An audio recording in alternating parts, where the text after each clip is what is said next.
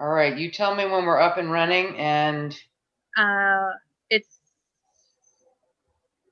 should be right now. now sometimes it pops up when I'm in screen share, and sometimes it doesn't. We're on. Zorian, boom, under the wire.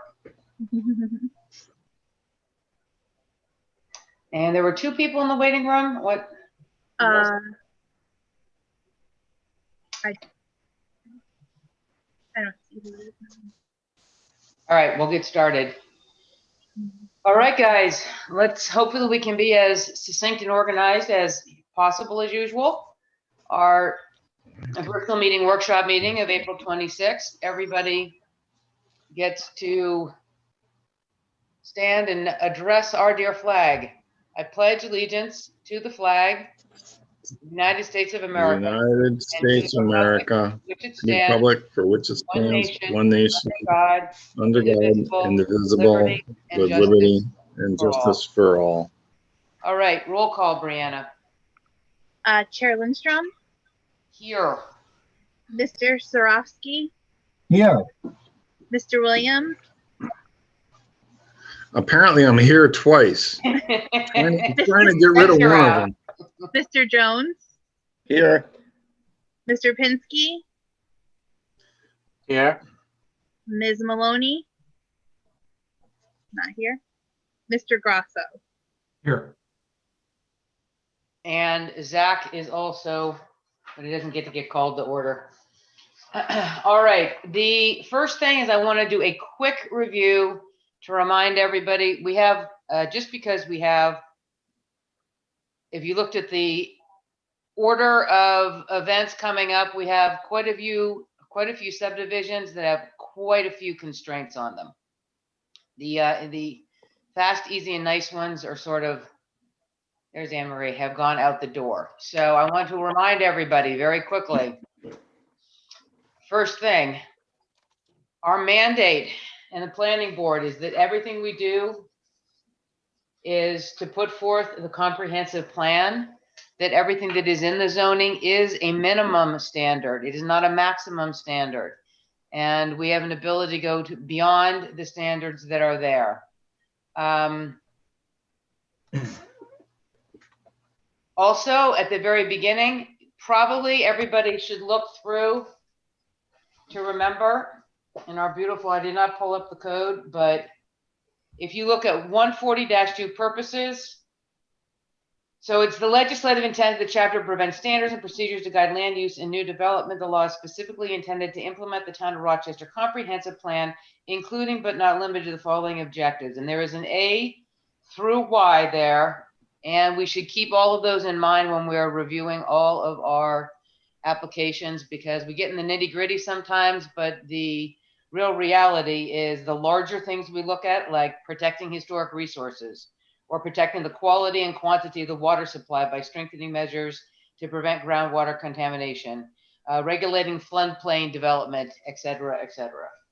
So that was a quick on that, just as a reminder. Next bit here is also to remind everybody, there is a hard stop, a red line, a real red line, a sort of a Putin-esque red line, which is the due date for applications are the last Monday before 3:30. So any information that comes after that, we will not be reviewing, not as a pre-application, not as an anything. This also is the cutoff for CPL. So anything that comes in, they will review. Zorian, you had questions on this. If there's this, and this is information for an ongoing application as well as a brand new application.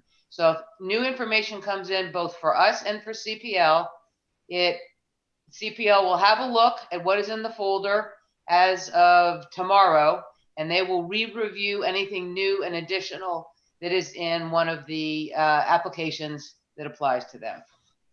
Anything that comes in after that is going to go to the next meeting or perhaps to a workshop meeting.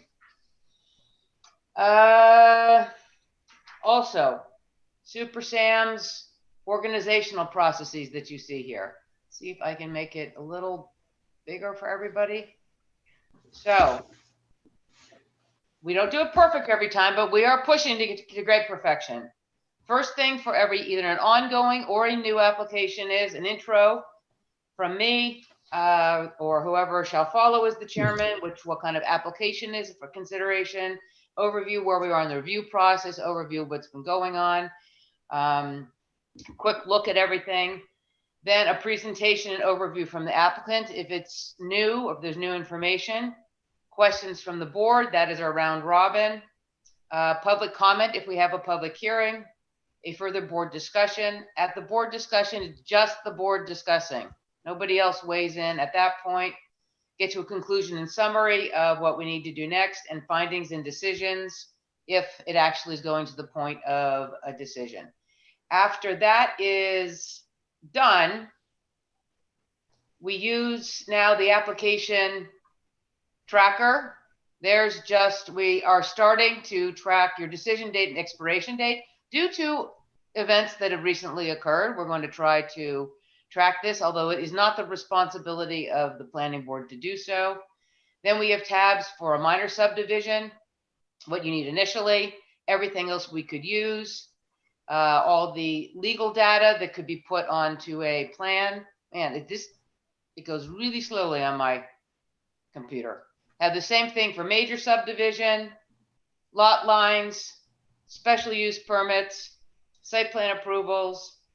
We have a list, you can all look at this, of our guidelines for major subdivisions, of our guidelines for site plan reviews. So this is a cliff notes that everybody can review. If you have questions, it also has all of the map notes in one beautiful, easy to use spreadsheet available to the planning board. So that's a quick, I wanted to remind everybody of that. Very good. Next, yep. I said, oh, very good. I didn't realize you have a different tabs there. Yeah, they all the tabs go through by each, and then the back tabs, Zorian, are sort of the informational tabs. The front tabs are the actual tracker. All right, so our first item is the Cusack Subdivision, and I can't remember where, Mark, you came in all this, so I'm going to go through a quick review of what we have. As you know, this came in as first as a 7 or an 8 lot subdivision. They took one of the corner lots off of there. We discussed with them that it wasn't ideal in meeting a lot of our subdivision design criteria, that there were a lot of natural constraints on the land that they cared to subdivide. They went back. So then December 18th, they said, you know what, why don't we pull this, have a little discussion, see what would happen. And they said, nope, we will go ahead with our subdivision as we thought, but we are going to take the one corner lot off. I need to get these guys out of here. Hold on. I'm blocking my arrow. Then we said, you know what, this is quite complex, has a lot of issues to it. So we sent it on March 2nd to, because we were stumbling on some issues and really needed the help of the consultant. That was approved, and they did a first look through on March 2nd. On March 22nd, there was a response letter by, Menbach and Edgars to their first series of questions. They then went through on April 5th, had a second series of responses to what had been completed, what had not been completed. They had to redo the EAF due to some commentary from CPL. This is the latest EAF as a 324. And this is the latest version. It's a little confusing, so I took it down for those of you who looked at it into, this is our latest version of the site plan. You can see, as you remember, when we went through on our site visit, is that showing clearly for you guys or halfway? I have a lag on mine. Luckily, it isn't lagged with you. Clear here, Myron. Okay.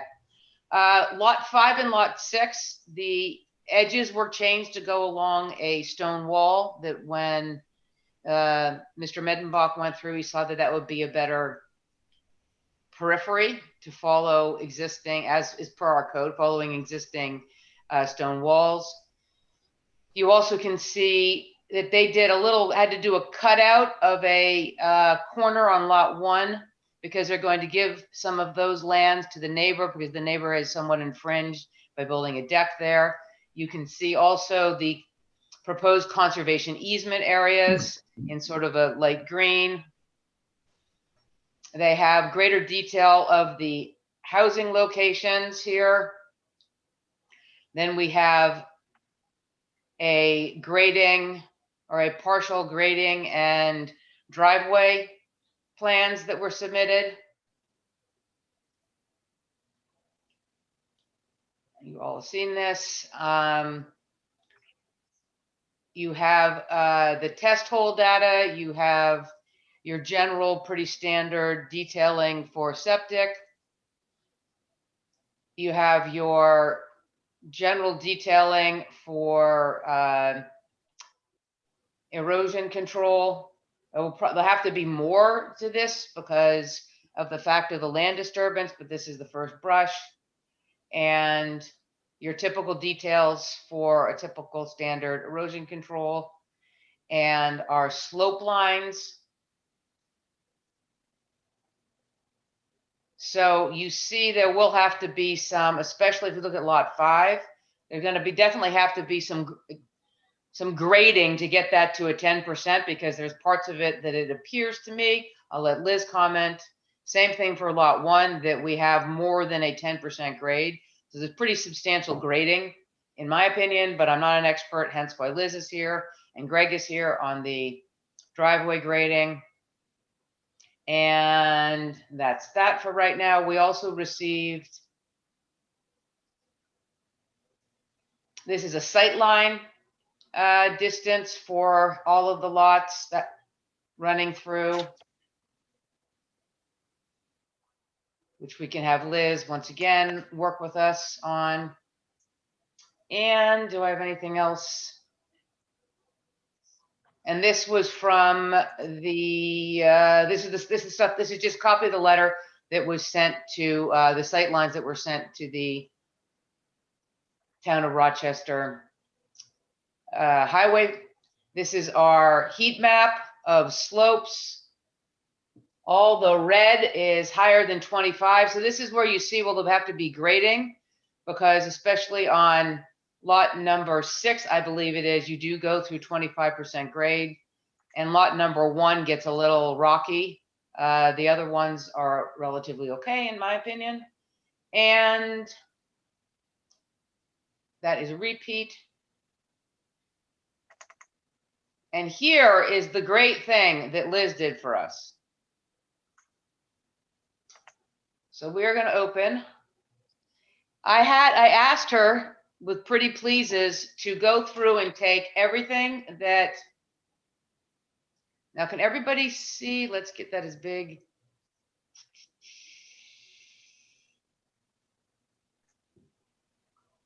How's that on visibility? Yes, that's good, Good. Mary. That looks good. That looks fine. This is the first CPL responses, what Medenbach and Edgars responded with to the first response, and the second response of CPL that came in April 5th, and we didn't have any responses to the second brush of CPL responses. So I'm going to put it out to the planning board. You know, this is not just a first application where the applicant could start presenting, obviously. Should we start running through this? And the first part is our site visit observations.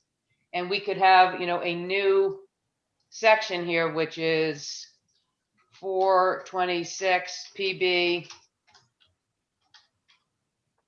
comments. And then that could be followed up by further follow-up by the applicant. Anybody have, I'm going to go out of order a little bit here, Sam, and see, does anybody have any ideas of how we should go through? I like this idea, don't like this idea.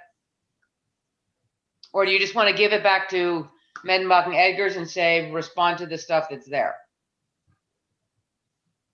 Can I just add in one quick thing? Yes. So you notice in CPL response 1 column that there's a whole bunch of blank spaces because I was trying to make the comments that we'd had initially follow across the table. Yep.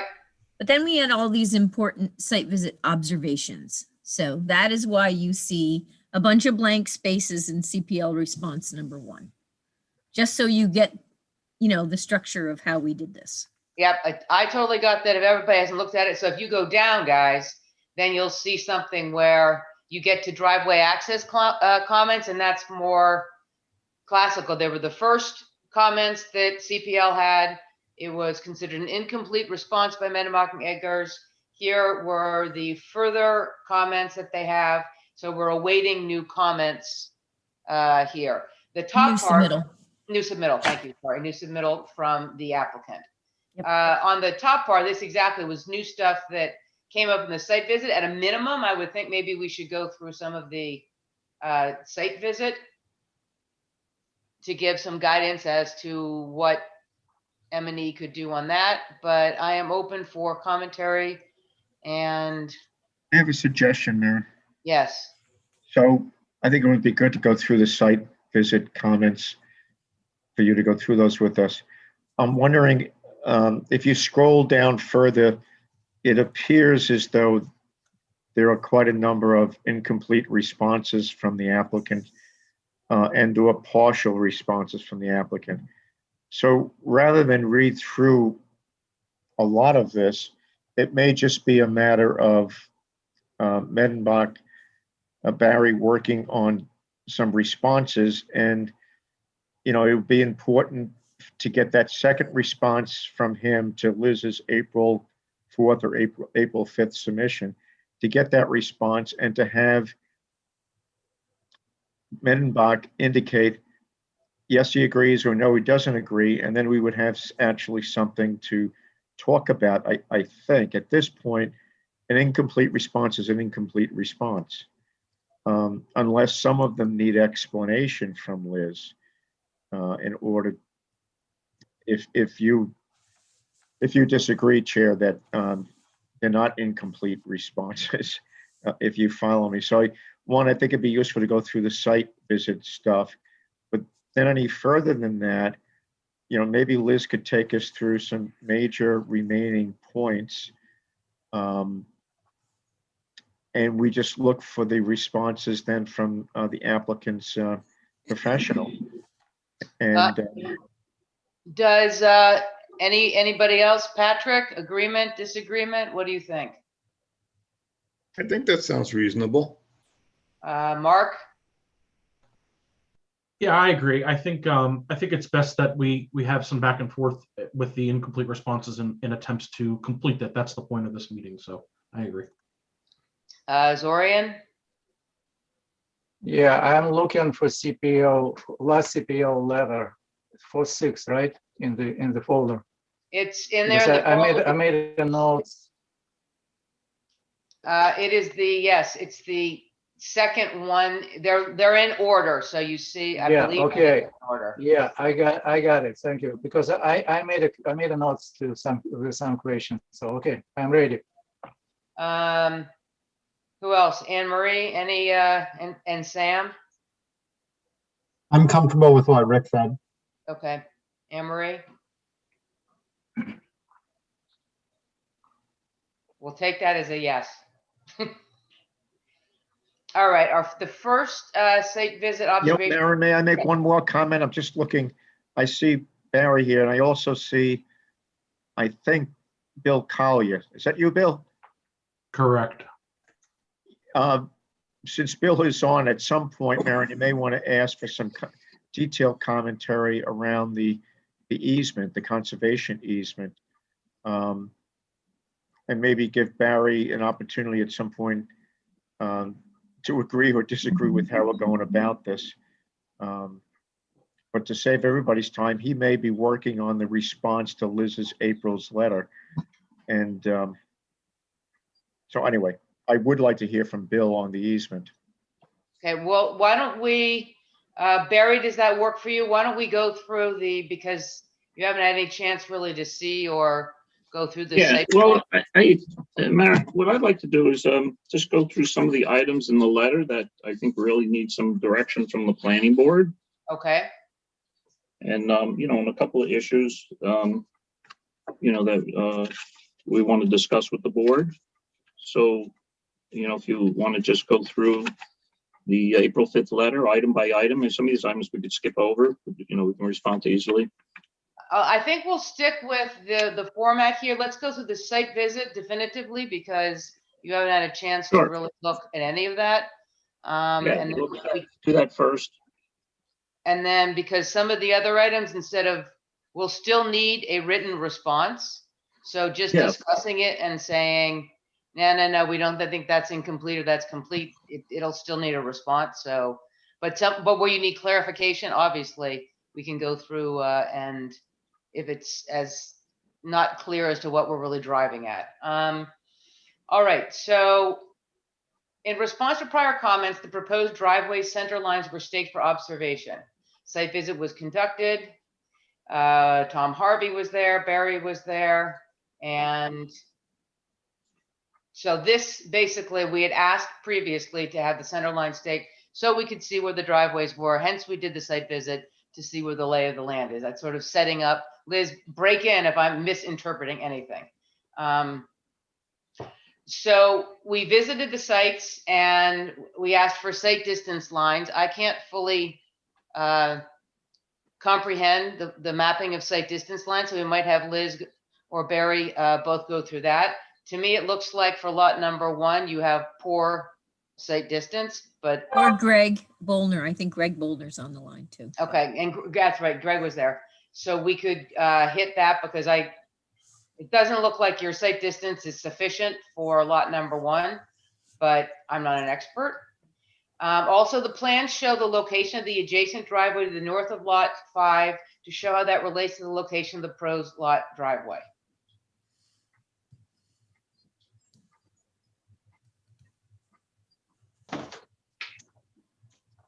So now we do have all of this drawn. So that, you could say, done.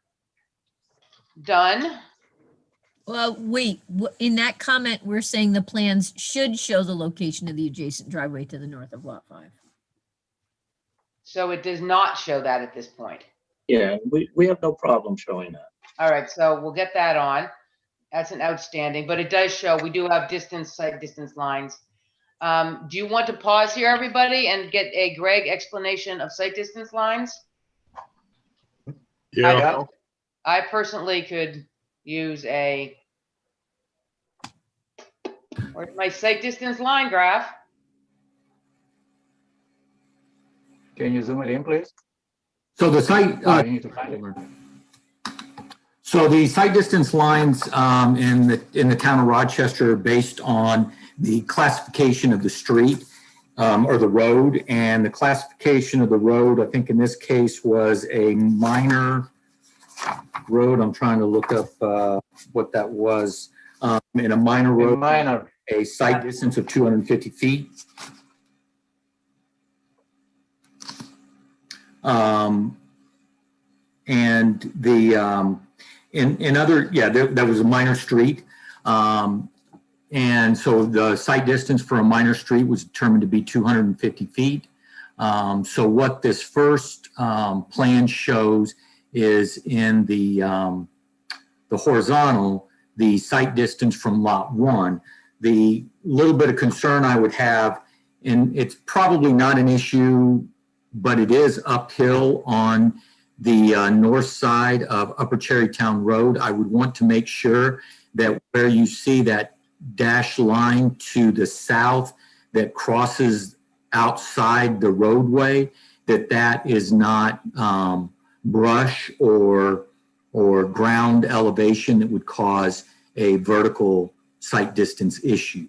So there would appear to be horizontal site distance to the north along Cherrytown Road, Upper Cherrytown Road. However, again, I would want to see in the vertical that the land that is off the edge of pave is not going to encumber site distance.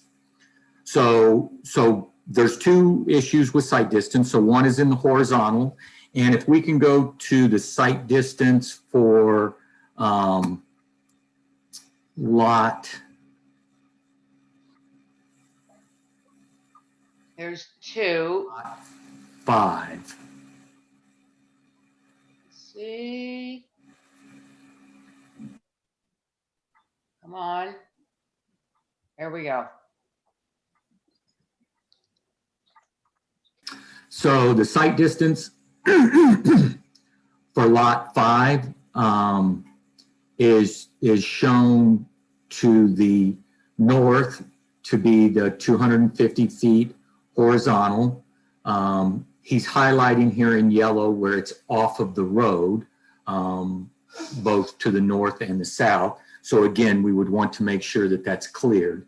But he's showing the site distance to the north, which would be in the oncoming lane or the right lane, and then to the south in the oncoming lane, which would be the left lane, if you want to call it. So it's pointing to the center line of the two different lanes. Then in the vertical distance to the far left at the approximate -250, it's showing a 2-foot elevation, which that 2-foot elevation is what would be considered to be the height of a vehicle, oncoming vehicle, so that you would be able to see that, the front of the vehicle. And then what's not shown on here, but it is shown on the previous drawing, is at the vehicle itself, which is at the 0+00. They didn't show it on the chart, but that would be 3.5 feet above the ground elevation, which would be the eye line of the person sitting in the vehicle. So you would have the eye line of the person sitting in the vehicle at 0+00. They're looking to the left at a 2-foot elevation, and then they're looking to the right at a 2-foot elevation at 2+50. The concern I have with this site distance here is it does show that there does need to be some ground or soil removal in that, between that 1 and 1+50, because it appears that the ground level is above the sight line, which would mean you'd be looking at the ground. You wouldn't see the vehicle. Got it. So can I ask, Greg, did you see the letter we have from the highway superintendent? Yes, I did. And what do you? I just want to point out that he met me out there, looked at these plans, looked at each driveway, and agreed that, you know, we can easily meet these criterias, and the amount of grading and vegetation removal along here was minimal, and he didn't see any problem with that. And that's what he would look at when people built the driveways, to make sure that that grading was done properly. And I think he responded to that more or less in his letter. Yeah, we did see that, but for us, Barry, we'll have to make this goes into two things. One, can this driveway be done with this, I don't know, can the driveway be done differently that we don't run into this constraint? And also that it will have to be specified that this will have to be done because even we have a bit more of a higher hurdle than Jeff does on some of this stuff. So because Jeff isn't an engineer, and we have engineers determining here the best way to do this. He's the highway superintendent. So we're going to fall back on what the engineers think as the best for the safety and the welfare of the town. Right. So well, I believe we demonstrated that in these plans, and maybe Greg, you can comment on that. I mean, aren't these all buildable as long as we take care of the items we identified where there's some minor clearing? We still have a number of comments, you know. Right. I'm just talking about this one comment right now. Right. So could I just ask, Barry, are you saying you agree with Greg or you don't agree with Greg? Well, I'm not sure what Greg's conclusion is. It's on the map. I mean, I agree with everything he said as far as defining. I'm not an engineer and I understand what he's telling you to do. Right. Well, I agree. Everything Greg described there is perfect. It's exactly, you know, what we did. Okay, so maybe we could expedite this, Barry, by instead of you throwing in Jeff Fry says everything's okay. Maybe you could instead say you agree Well- with what Greg says or Liz says, or you don't. So I'm hearing it, you do agree. Yes, well, the Okay, thing is then that, let's move on to the next thing. well, I think the driveways are, this whole letter goes through a whole bunch of stuff with the driveways, and I'd really like to iron this out procedurally, how we're going to take care of this. And the reason I say that Jeff is there, because he's the one who actually issues the permit for these people to build it, and then he's the one who goes out there and inspects it and authorizes them to use the driveway. So I think his involvement's important. And I think the way to handle this is that your engineering consultant, Greg here, can review my plans and say, yes, these are all feasible. And that a condition of approval is that the highway superintendent, ensure that when each of these driveways are built, they comply with the standards that are on the subdivision plans. And we also can make higher standards, Barry, that of specifically what might need to be done here, because right now the sight line is that someone's going to come out of the driveway there and they look at it. You do not have a full 250, and that's quite a bit of, and at that point now we have Liz and Greg, correct me if I'm wrong. Now we have a lot of soil removal. We're on a slope. Now we have, for your speedies and for your SWIP, now if you're going to fix this grade and sight line, are you on someone else's land? Is that blue line to grade that? You now have to grade in front of somebody else's house. That does become an issue. Not just Jeff said you can put a driveway there. You're now going to have to be grading for proper sidelines on somebody else's land, which I don't think you can do. Or is it in the town right of way? So you're able to do it. That's something that would come up at a public, because right now the yellow triangle, as I understand it, is what you can see. And to improve that to the proper sight line, you have to go in someone else's yard.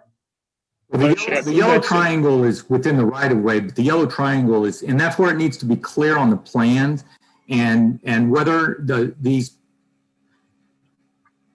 profile plans need to be part of the plan set then, and then the profile plans need to specifically state that lot 5 will require vegetative clearing and grading to obtain site distance. All right, we have no problem with that. Okay, that's easy. It's already set up for these, you can put these in the plans. Because, and that's the important thing, is that it needs to be stated on the plans so that when the person is purchasing that lot and building that driveway, they understand that that is going to be a requirement. But it is within the town right of way, so it's not, and that would be subject to a highway work permit or the driveway permit. I'm sure that it would be issued as part of the driveway permit. So Maren, just to be clear, is what Greg is saying is with what Greg is providing, as long as that's in the plans and Barry, whoever the buyer of the property is, completes this as described, we're in good shape. It's not Jeff's decision. It's above and beyond the local authority, if that makes sense. Yeah, I just want to Condition point of the out plan. that there are sort of two different perspectives here. The highway superintendent is, his jurisdiction is over the town highways and the safety, and has to do with where those driveways enter. But in addition, you have the planning board's jurisdiction over a subdivision and how access is designed and where it meets and a grade. And so those two things need to merge. But there's a certain amount of jurisdiction the planning board has. And the comments that we did in April are to basically try to get the information that the planning board needs to ensure safety and good design. So along those lines, to the planning board to have to think about, since there is, it's hard, some difficulty there, is there another better or different access to lot 5? Could there, I know usually we don't think that, could there be a shared driveway that goes up to them? Could the driveway come in differently because of this difficulty? It might be worth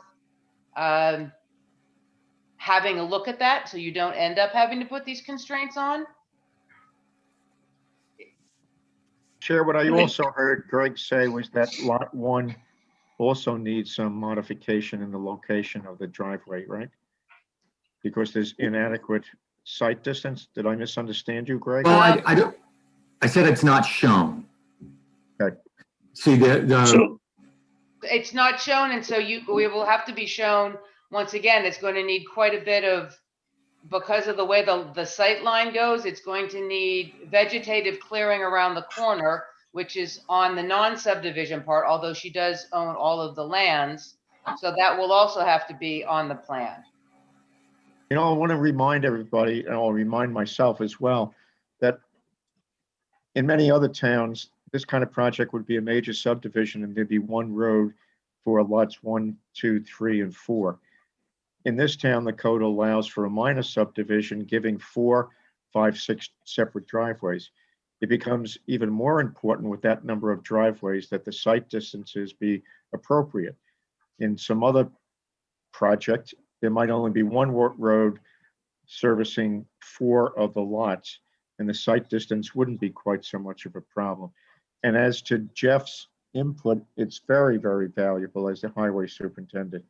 And what we're doing here is providing, I'll call it science to support what he needs to ensure in terms of safety. We're allowing there to be specifics so that it can be built to the science. So I think it's time to move on to another subject. well, can I ask Greg a question? Greg, you obviously looked at the plans. Do you feel that we're doing excessive grading to put these driveways in, as far as sight lines? To me, this is pretty typical stuff with driveways that go in. Do you agree with me that, or do you think there is a better location? Well, there's a couple of them where, although I could probably figure out for myself, I'd like to see the vertical sight line for each of the lots, just so we know that it's there. And for lot 1, I'm sure you've got vertical sight distance to the south because that is uphill. So it's going to be easier to see a vehicle coming from uphill. I'm pretty confident that you have it to the north, but I would just like to see it. Yeah, we can provide that information. The other thing I'm getting at is that I don't think it's excessive grading, but I just think it needs to be noted on the plan so that it's clear to the planning board that there is going to be grading in the right of way, and that is going to be part of the requirements for whoever buys that lot. Yeah, and I think, Barry, just to be clear, I think our comments are trying to outline what do we need to demonstrate. I realize that. With these I'm trying to get to the end line here is what I'm trying to do as quickly as we can.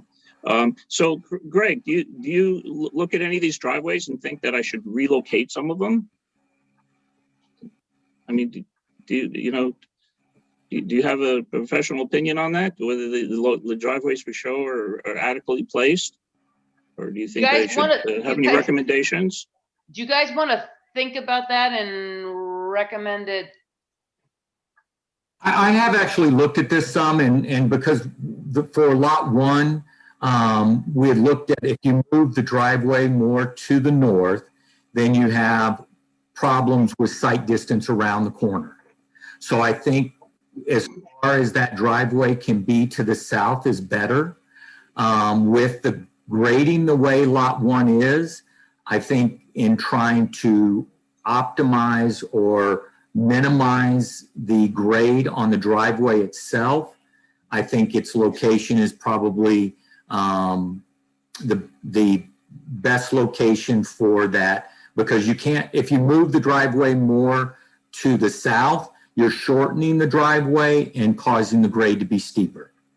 So from that standpoint, it's the optimal location for the conditions. Is there, Rick mentioned this, but I guess, we're thinking about the design standards and the specifically the design standards around grading, and even more specifically around driveway grading, and the fact that I think it's lots 1 and 5, have some driveways passing through 25% slopes or greater. to Rick's point about the possibility of shared driveways, I guess that I hadn't thought about that before Rick mentioned it, but I think, you know, there's potentially some fertile ground there. Hold on, let me turn a pointer on.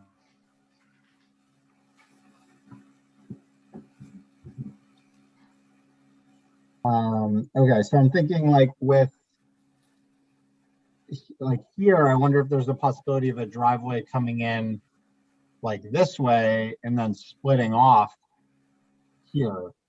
And then sort of a similar thing with lots 5 and 6 on the other side. If you came in from the, I guess it would be lot 5, you know, possibly coming in sort of like this way with a curve here to come off to lot 5. I wonder, you know, obviously I'm not an engineer and I was just quickly looking at those slope maps, but just my cursory glance makes me think that that might eliminate some of both the sight line and also the issues with grading on the steeper slopes. I would, go ahead, Liz.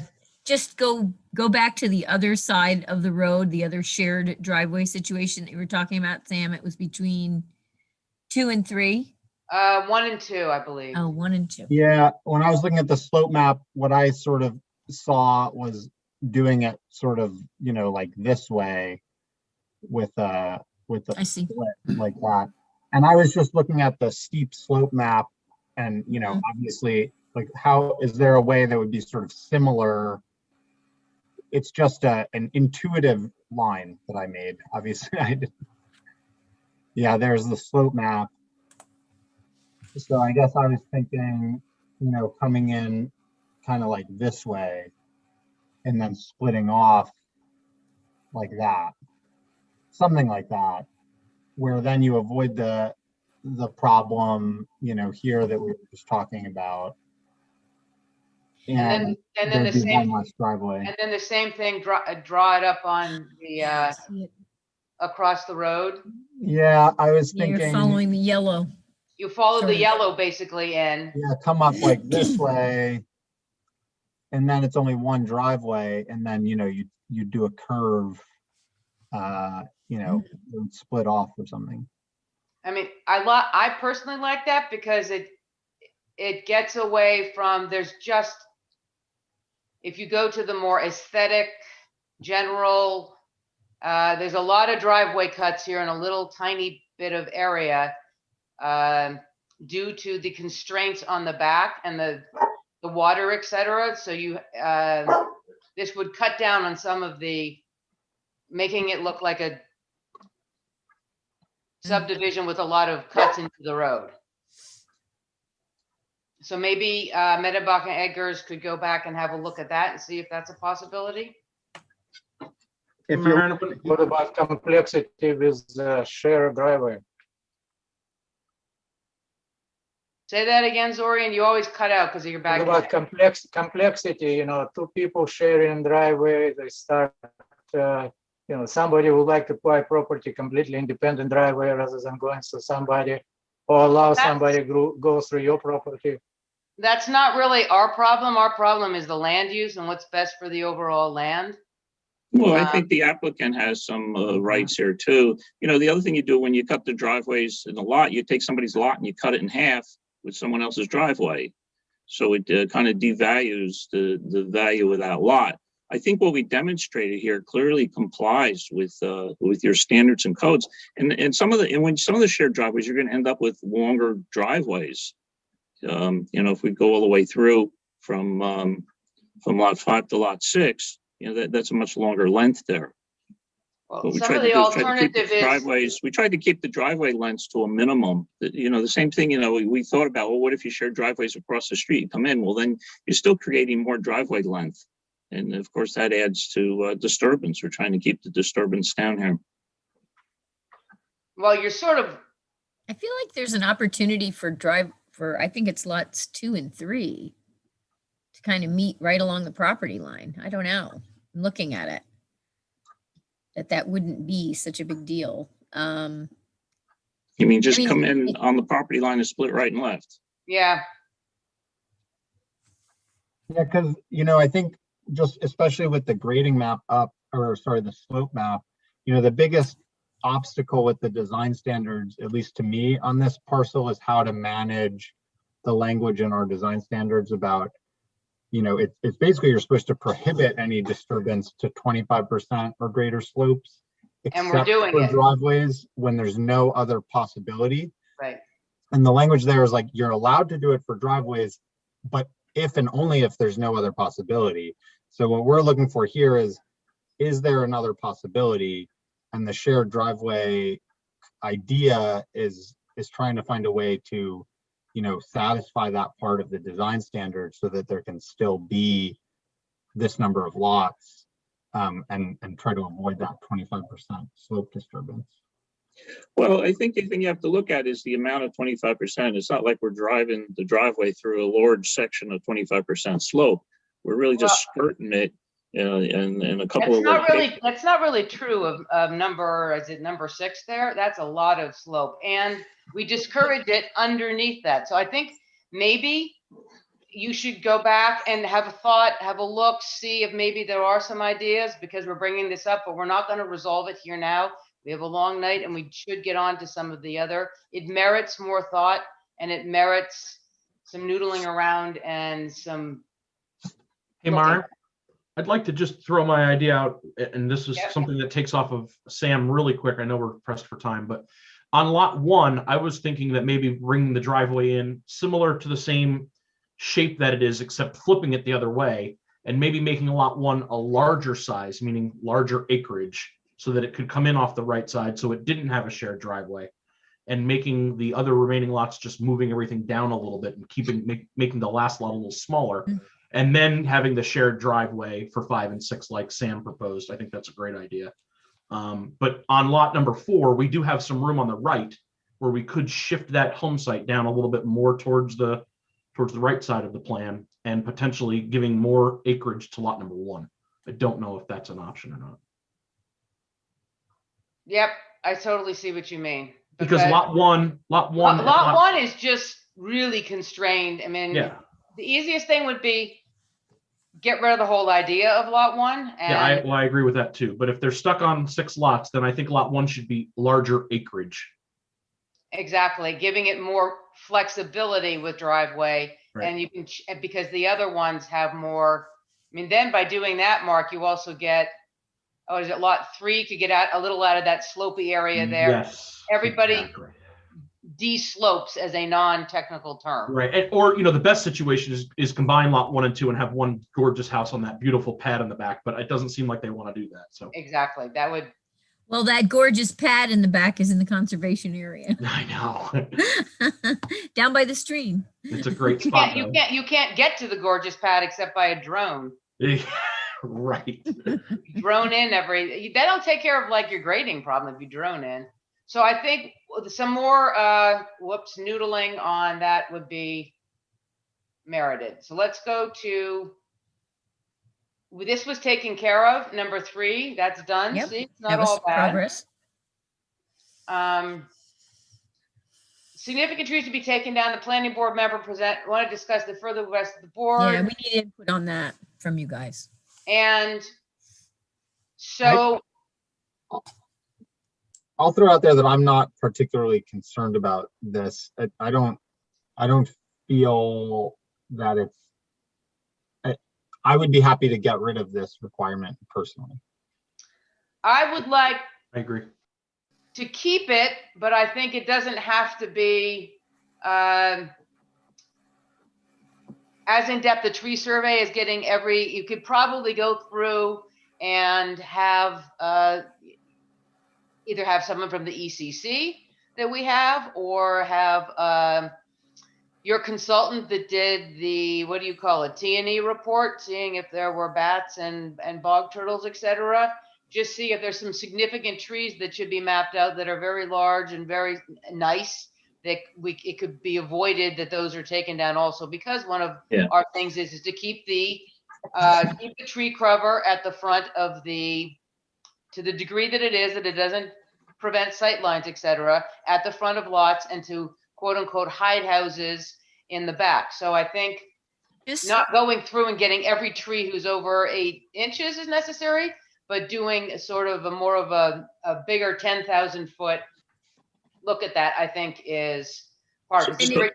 if I can jump in here, I just want to be clear that the way our comment number 5 on page 5 is worded is very specifically tree survey to identify trees of 8 inches diameter of breast height for areas of each of the lots within the limits of disturbance, including all proposed improvements. So it wasn't meant to be a blanket tree survey. It was just in areas of disturbance. Are there any specimens worth saving? And there All might right, not so be that many. So Can I comment on this a little bit? So we did hire a biologist to go over the whole site, and the significant trees are in the area we're putting in a conservation area. I mean, there's trees there that are over 100 years old. It's really quite spectacular. If you look at aerial maps going back to the 70s, you'll see that the lots 5 and 6 and even most of 1 was all cleared land. Maybe not all of 1 there, but you know, the area where the 2 driveways are for 5 and 6, you know, those trees are, you know, maybe 30, 40 years old. There's nothing significant. And I think when we walked it, I don't think anybody saw some of the bigger trees you saw there were the pines, which were dying and needed to come So down. I'd say, you know what, instead of, this is what I don't want to get into really, Barry, is the back and forth decision here. Go back, have a look, see if there are 2 on the proposed lot 1. There's 2 big white oaks right where the driveway is going through that would probably have to be taken down because of sight line. So it really isn't that difficult to have and to mark them and show them on the plans, not just as wooded area. And maybe. So Marion, it is because it's a cost item. I have to send a survey crew out there and go out and locate trees, and then we have to map them and put them on a plan. And then the planning board's going to look, okay, those are the trees coming down, and and we move on. I mean, that's a lot of work and it's an expense for the applicant. And is it really necessary? When I think everybody from the plan, just about everybody looked at it, and I don't think anybody saw anything really significant there. Well, on lot 1, there were 2 your driveway went through 2 very big trees, very big old white oak. I believe they were white oak trees. So yes, there's one place where there was one. Probably not that much on the other sides, but I don't think that is, I mean, this is a very intense use in a very small part of land. It really is, as Rick said, a major subdivision crammed into a minor subdivision. So I think a quick look at the big trees is not, you don't need a massive survey. Somebody could go out there on an afternoon. So can we raise the caliber from 8 inches up to, say, maybe 24 inches? Can we also just maybe get the sense of the rest of the board, how people feel about this? Because, I hear what Barry's saying. I also hear what you're saying, Lauren. Like, we don't want to overlook the significance of the trees, but if the board isn't super concerned on this point, maybe something more like what Barry's saying, that's less of a detailed, less expensive survey might be. I would like to hear that input. That would be very helpful. Zorian? Yeah, I had a question. My notes here. Where's the 8 inches came from? Our code doesn't say anything about the diameter of the trees. So what is the criteria? It does, Zorian, it does, it does say that in the landscape design, etc. So I think 24 inches is pretty darn rational. No, I'm talking about 8. I know, but we're 8 inches. I'm looking. I agree with 24. I'm just talking about what was written. All right. So Anne Marie, do you have any opinion on tree size? I think she left. Patrick? I think 24 inches is perfectly fine. 8 inches is pretty much brush. I agree, totally. Rick? 8 inches is too small, somewhere between 20 and 24. And the issue might go away if there's a single shared driveway for 1 and 2, ? Exactly. Or if 1 and 2 are combined into one nice big lot, it takes care of that whole problem. I'm good with that, Myron. You don't have to call on me. Exactly. So there was discussion about how the conservation easement boundary should be monumented at the first site visit. It's recommended this be shown on the plans, an indication of when the monuments would have to be set, at what point in the process, and how it will be done. So I just think this needs to be done. Is this a Yeah, good we- place, Maren, to hear Have from we- the attorney? Have we gotten anybody who's willing to do the conservation? That is, I think you're right. It is a good time to talk to Mr. Collins, and we haven't heard anything as of yet. I mean, we don't look for the person to do it. The applicant looks.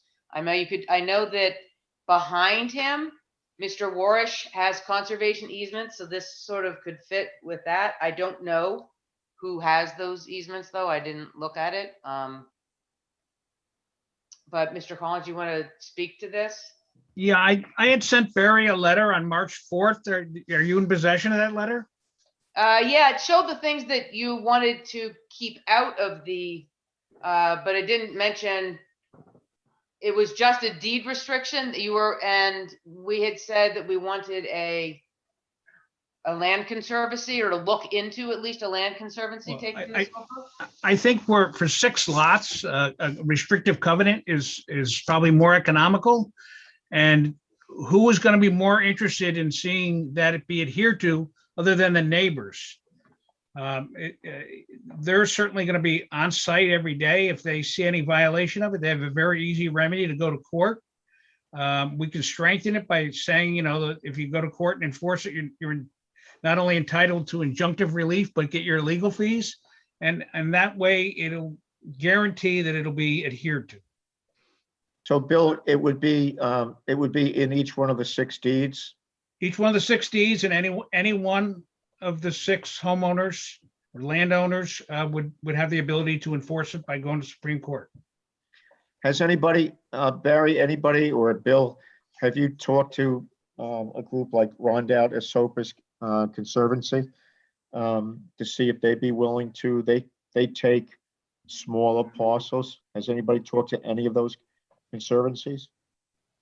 I didn't. No, I haven't, but I know in the past they were not interested in other projects we had that had small areas. Okay. Yeah, and I just want to say also in response, Rick, is that since this isn't a conservation subdivision, they're getting no benefit, like density bonus here. And what we're getting out of this as a planning board is just, a further level of certainty that there will never be development on those steep slopes. So I'm very comfortable myself with the deed. So I think that works. Bill, it would need to be reviewed by the planning board and by our attorney, obviously. And Mr. Collier, you're saying that this is a less economical option? Is that No, it's correct? more economical. Oh, it's more economical option. Okay.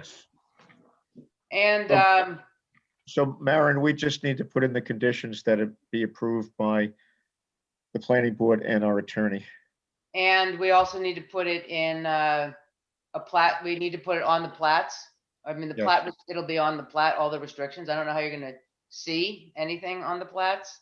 Yeah, And we there'd be a have to- reference on the map. We would reference the map that all these lots are subject to the deed restriction. And we'd also. like- Usually what I would ask for is a reference to the deed, and the notation would have like a brief description of the purpose of it. It doesn't have to Right. have all the language, but to get some clarity on what's the intention and what's the area. that kind of thing. I mean, you do get an economic benefit though, if you do this, Sam, because your mill rate goes down. So, Yeah, if you could find some conservancy that'd be willing to take it, the applicant can get tax write-offs, but Right, there's a deduction for that, right, Maren? Is that what you're saying? deduction, yeah. Yeah, that's nice for the proposed homeowner. So you actually get, But they could do that after the subdivision is done. Like, it's not strictly speaking germane to the subdivision, right? Like, It should get filed with the deed, doesn't it? right, it should get filed with the, Yeah, but that you can do, becomes really complex. if it's once Sam, it's to do broken it up twice. and- You're reconserving differently. It's something that's already been done. I don't think that would ever be I'm in done. favor of keeping all this property on the tax rolls and restricting them with the covenant, and they don't need a tax benefit. I think your tax roll is going up just by the revaluation of the entire town. So we would reference that. I would like if perhaps we could just go through the effort and contact the Rondout Sopus and get them to say no. That's one phone call. It costs nothing. So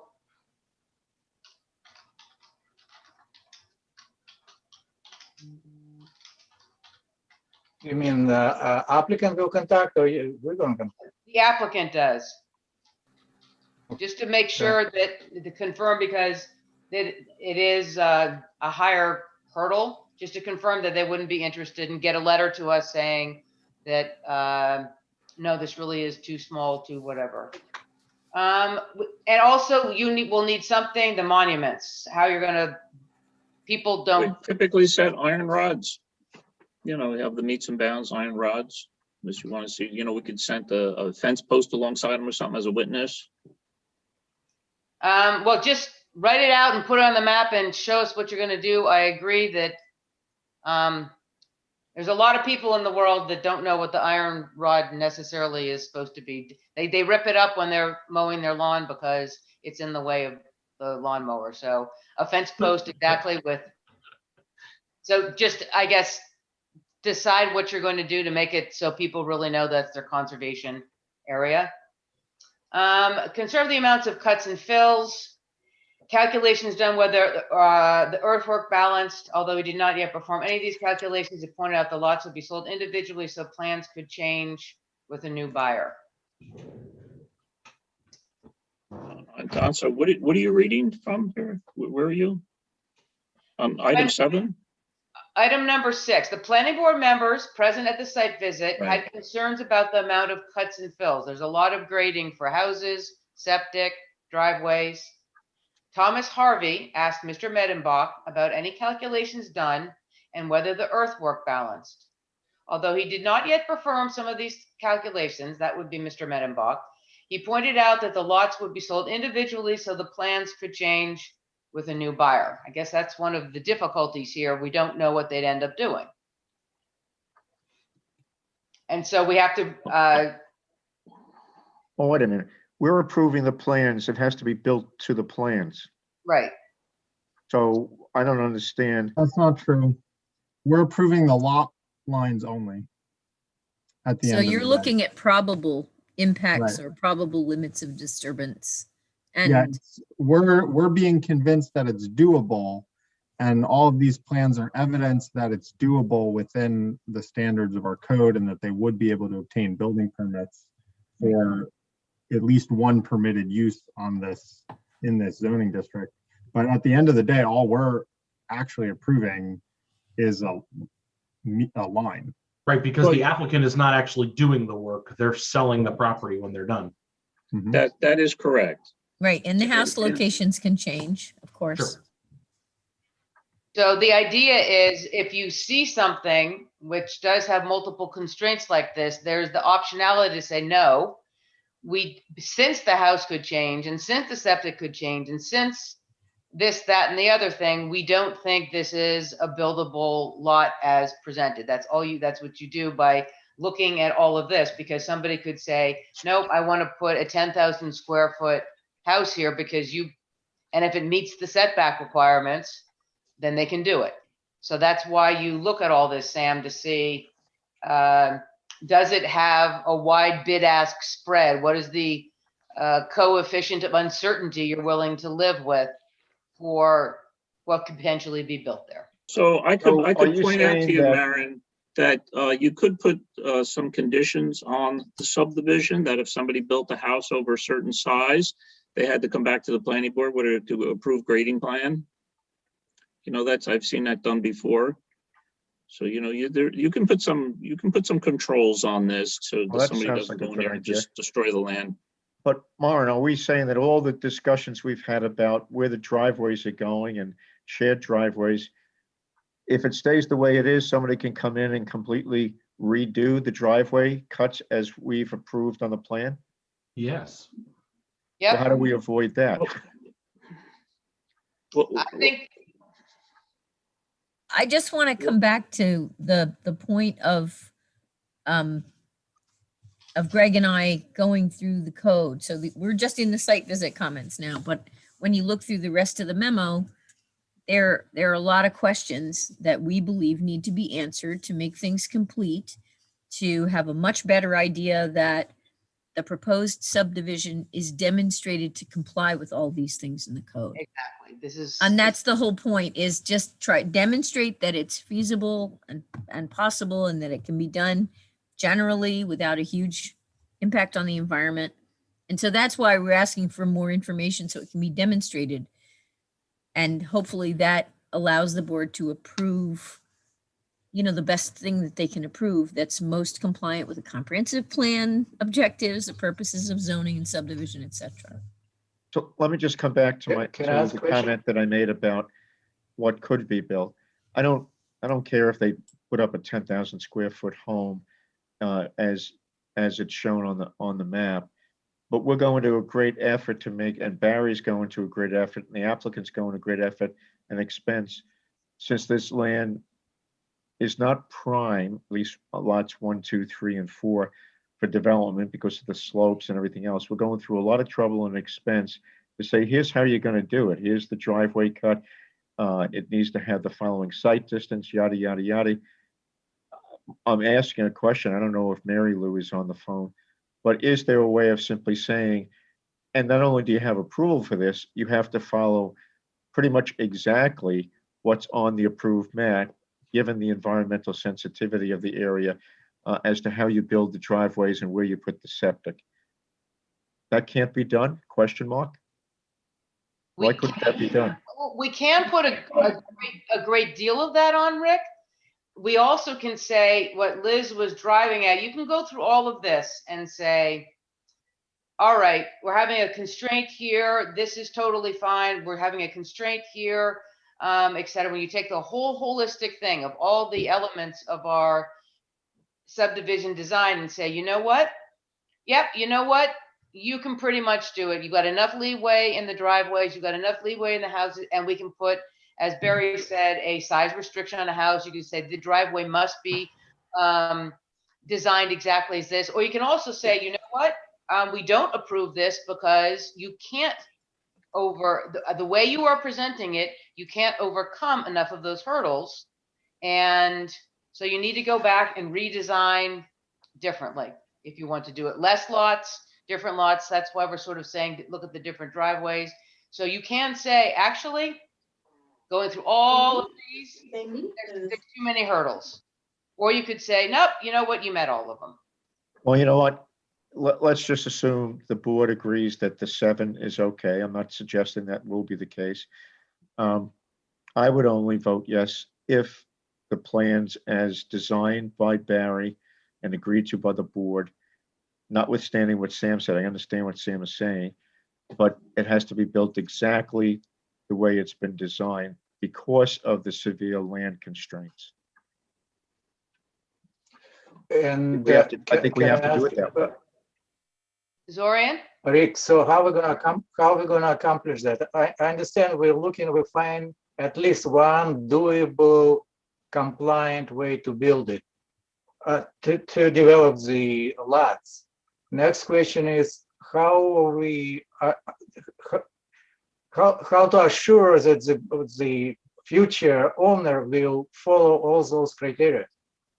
Not necessarily go the same way the driveway, but how do they meet all the criteria that we're going through?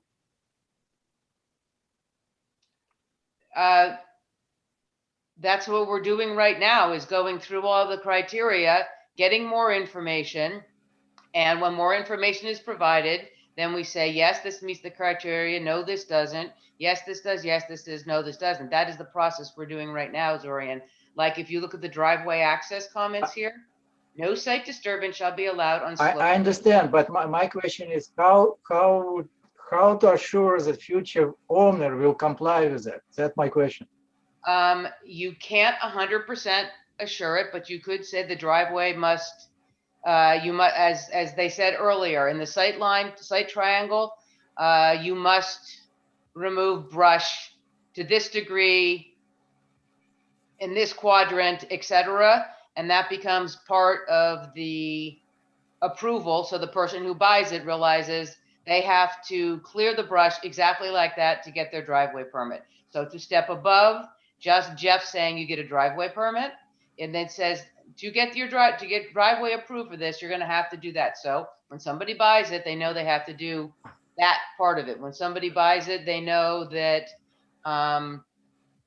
your driveway has to, we could make it, your driveway has to follow what has been shown on the sub. It's a long process. Right. So Martin, as Barry said, Jeff was okay with the driveways. Can Jeff just issue the permit and supersede the? No, he cannot. Just to be clear, I think, and correct me if I'm wrong here, that Jeff is okay with where the driveways land on the town road. Correct. So I don't know that I don't believe that he's looking at, how do they grade up from there or anything. You're just saying that he has approved where they stub out onto the road. Exactly. Gotcha. That's my understanding. Correct. Right. So we can add and change criteria beyond that, such as, okay, they stub out here on the road, but we want on an engineering and safety basis that this brush is cleared this much for lot number 5, let's say. So we will be here. We're under this meeting once again. Everybody fades really badly after a certain hour, and we do not do any respect to any of the applicants when team planning board gets tired. So Moving on. There's quite a few here, and I don't think we need, once again, to go through all of them, because some of them, I think we hit some key things here, which are the driveways, the grading. Could we change how the driveways go? I think Mark had an excellent idea. Could we change the shaping of the lots to fix some of this issue? There's a massive, we haven't even gotten to the stage of, could you negative deck this for seeker? This is a seeker type 1 saying, we don't think that there is a medium-term impact. A medium-term impact is at the local level. And right now we have a lot of issues on this. So I think adding some of this in, there's some easy things. Label the tributary to the Mabacus Creek. Show and label any wetland areas associated with the creek in a 100-year flood zone. Show and label. So there's some basic labeling things that need to be done to clean this up, and some degree. Right. Yeah, Maren, I'm willing to jump through those items, but there's a couple, if we go through it consecutively, that I would like to discuss with the board. And actually, I just found something about trees, but it's in conservation subdivision. So that's not applicable. All right, so just look at the big trees of 24 inches. Yeah. What else would you like to discuss, Barry? Well, the item of you requiring us to comply with commercial driveway entrances. I mean, the town has standards for private driveways that the highway superintendent puts out, and that's what we're complying with. And I think it's unreasonable to make these driveways comply with commercial standards. And the result of that, particularly on lot 5 and 6, is going to be a lot more disturbance, because you're looking for a bigger, flatter level area as you hit the road. And Jeff doesn't feel that's necessary. And it's not like, and that's really designed for when you have, trucks coming and going out of a site all the time. And I'd like to just drop that requirement that Liz has in the letter here, saying that, well, you should do it anyway. Which comment number are you looking at? It's B under, let me see, where are we? Page 3. It's driveways and access, comment 8B. Oh, 8D? B is in boy. B. Okay. So zoning section 140.17F7 references in a private comment do not specifically apply. It is good practice to provide a reasonably flat area on each proposed driveway at the road, which the plans now appear to show. Each driveway now incorporates a minimum of 15 feet of a negative 5% slope, which may not provide sufficient nearly level area at each lot's entrance to Upper Cherrytown Road. So it's recommended that the grading be revised for lot 1 through 4.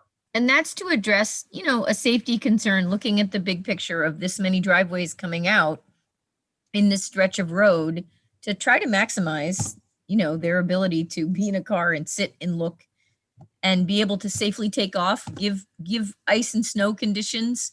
You really want enough of an area. So that's the concept here. Right, and I think the standard. It's a good standard, I think. I think the standard the town has for private driveways meets that, and that's what we're using. And you know what? Why is this site different than any other private road driveway? The other thing that I was getting at there, because those are downhill off the road. Yeah. If you're downhill off the road, then your eye height of the vehicle sight line is less if they're below the road level. Yeah, but they're going to pull up to the edge of the road, and that's where you measure the sight line, 14 feet back from the travel lane. Well, I guess doing this intuitively also, you go by there, as Liz said, in the ice and snow, these driveways are going to be hanging on an angle, trying to zoom out before you slide backwards into your house to some degree. They're not With a that snowbank on either side. Snowbank on either side. And it only called for 15 feet. Yeah, it's Can 15 I feet. make a comment? Yes. Yeah, but Barry, Hold on, Dorian's commenting right now. I incline towards safety first, and I hate to be those drivers that coming out of driveway and cannot see it. And people gonna live there, and every time they're coming out, they will subject themselves to danger or something. So I don't want to neglect that aspect. So I think the driveway standards that the town gives out for private driveways is very appropriate, and it's very safe, and that's the standard that we're meeting. And you had it up before when you looked at Jeff's letter. It was up on the screen for a minute, so I know everybody has it, and it shows the dimensional requirement. It's not quite as steep as it is for commercial entrance. So I'm just saying, we're meeting the driveway standard to the town that everybody else is building to. And, pushing us up to a commercial standard, it just seems, it's just going to add to some more grading, more Well, I fill on the think downhill the side. comment is it's worded to say, it's a good practice to provide reasonably Right. flat area on each of the proposed drives. So the idea is acknowledging what you're saying, but given the context of all these driveways near each other, that was the purpose of that. So at this point, this goes back to what you just said, Zorian, and what Rick said before. So you look at this and you say, all right, are we comfortable approving this subdivision with driveways like this? Later down the road, that would be a question. If the board says, yep, that's fine, then they're approved. The board says, no, these driveways with these entrances at this angle cause it a health and safety hazard, then we say, no, we don't approve the subdivision as it is presented. So that's how the process goes through. So if Barry wants to keep it like this, then we say we keep it like this, and that becomes part of our decision. Or That's all I'm asking, is just to put this issue to rest.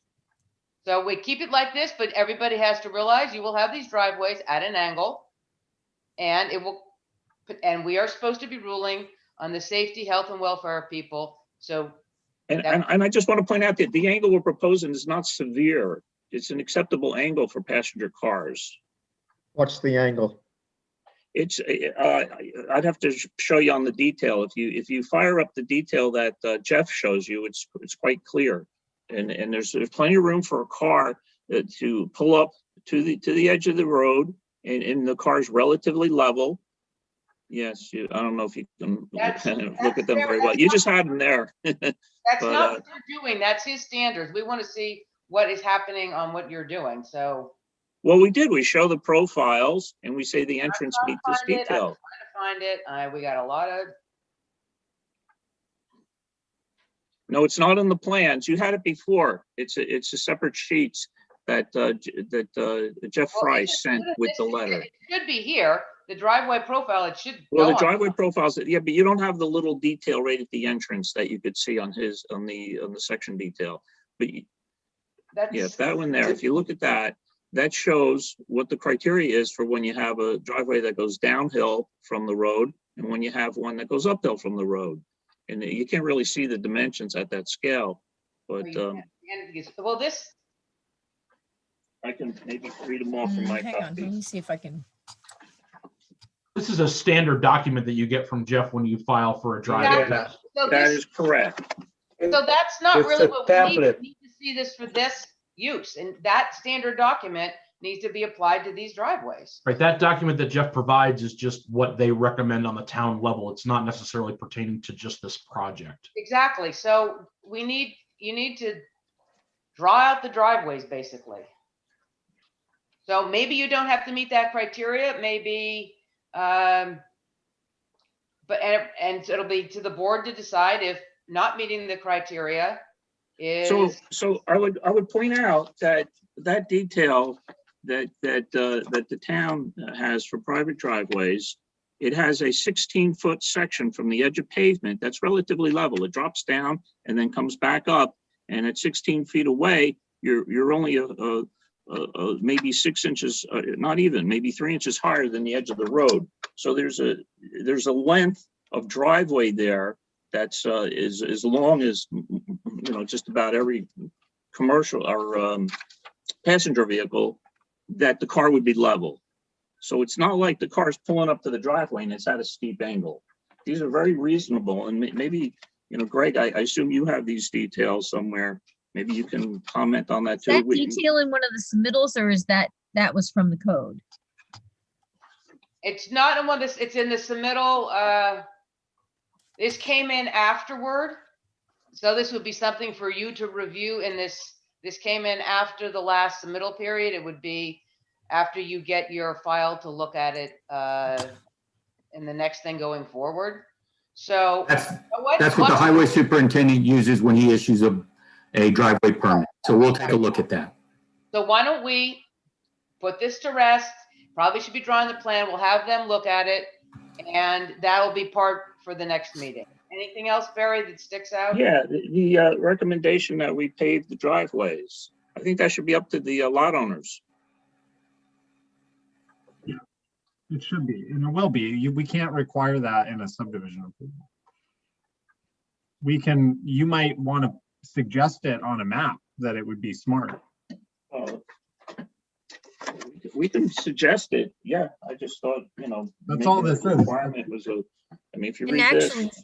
One of the suggestions that had been made was to do a paved apron, and that allows the rest of the driveway to be gravel, but it gives an area so that you minimize the amount of gravel that spills out onto the roadway. Well, shouldn't that be in the town's regular standard if that's what you want? Like a paved apron that goes in. Yeah. We have paved aprons quite often. We've requested them in numerous different sites. Arrowwood had to put in a paved apron because the cars were going in and out and bringing gravel in and out. I mean, there's a degree of also because of, once again, you have the snow, and these lots and these driveways are going to be luge runs in the winter time. So maybe having a paved apron that's easier to pave when you are pushing all that snow and rock up onto the road would not be a bad idea. It could be, once again, a suggestion. Yeah, I agree with you, Maren. It's not a bad idea, and I think some people may want to have paved aprons and paved driveways. Of course, it's less wear and tear when they plow, but I think once again that should be up to the individual homeowners. Not anywhere in the highway superintendent's standards, because he's okay with gravel driveways. For a gravel driveway at a 10% slope down towards the road, you're going to get gravel out on the road, on the town. No. The 10% ends way before you get to the road. Not on 6 and 7. 5 and 6. 5 and 6. Yeah, sorry. Not on 5 and 6. You're coming off that hill at Mach 10 on ice. Tell you how far it is. It's in a profile sheet. We don't have to solve this right now. I think everyone agrees that in a perfect world, there would be a paved apron at a minimum. And maybe we can, and maybe we can't, and maybe we will, and maybe we won't require it in a decision. But I think it's clear that so is there anything else besides going through the rest of these that are, I mean, we've hit some big things, changing the lot size, moving shared driveways, perhaps the aprons. We haven't even touched on, we've resolved some of the conservation easement issues, and it needs to be shown how to monument the issues. There's a bunch of line item,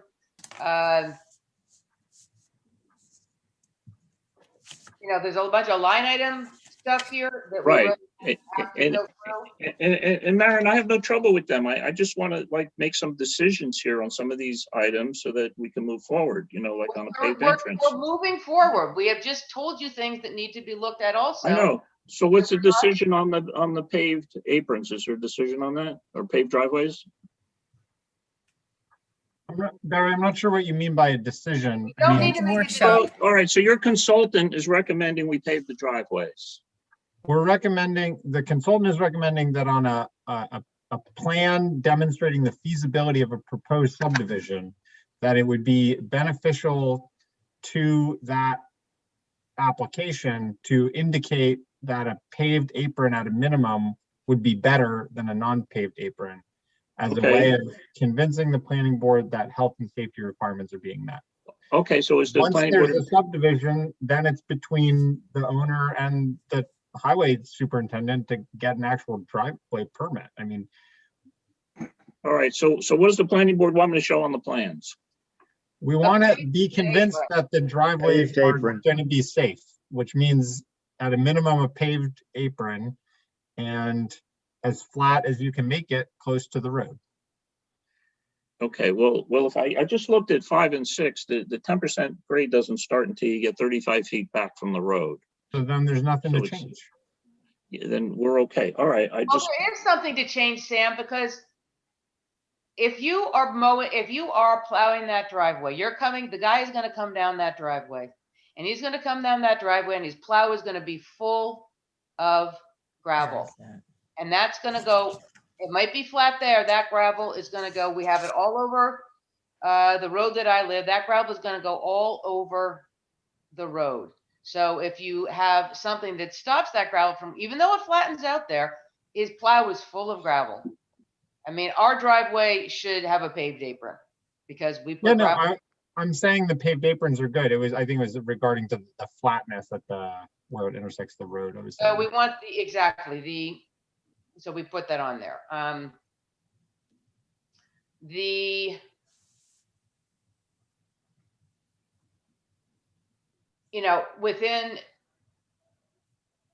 We haven't even really gotten to the individual. I keep going back to all of these little pieces are going back to, you might fix that piece of it, but all the other pieces might not come together to say that, yep, this is a truly buildable subdivision as it is, or come together and it says it is. So I think there's enough work here to do to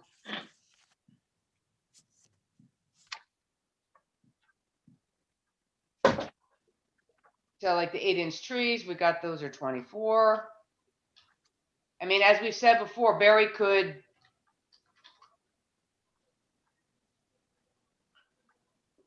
Okay, I get, I think I haven't, I feel comfortable with, the driveway issues at this point. If you want to jump ahead to section C with the planning board subdivision zoning comments. So one thing, if we go down to item B, it says show existing features on the remaining of parcels 608312, and that's the bulk of the land she's retaining that has her facility on it. Asking us to show the driveway park improvements. Now we show the building in general on the index sheet. If you fire up the index sheet, and we think that's more than adequate for cutting these lots off. Well, you just reminded me of something. You need to get a lot line application in before we can do anything here. I think we did that. We filed with Jerry back when we realized we needed to do that. We filed that paperwork right away. All right, well, that'll make it through the backlog eventually. Yeah, so the remaining lands here of hers, we kind of show where the building footprint is and the parking pavement. And I really don't think we need to show anything more than that. I mean, clearly these lots aren't not interfering with the existing facility. I mean, you can't even see the existing facility from any of the lots. So I would hope. Is the board satisfied with that? Yes, that's fine. Okay. And I would also, the same issue came up with the adjacent lot that we're going to give them a piece of property to. They asked us to show all the other improvements on that neighbor's property. And we would have to go out and survey the neighbor's property. We're already giving them the piece that they encroached on, Well, I think you. And then yes, I know, Mr. for Survey the lot line property. revisions, we usually ask you to show the entirety of the lot. Yeah, for a Well, lot. this is a little unique. This is a neighbor who built over the property line. Obviously the option would be, hey, remove the encroachment. But Sue says, no, she goes, they're old neighbors of mine. I'll just give them the piece of land. So we're simply correcting something that the neighbor did.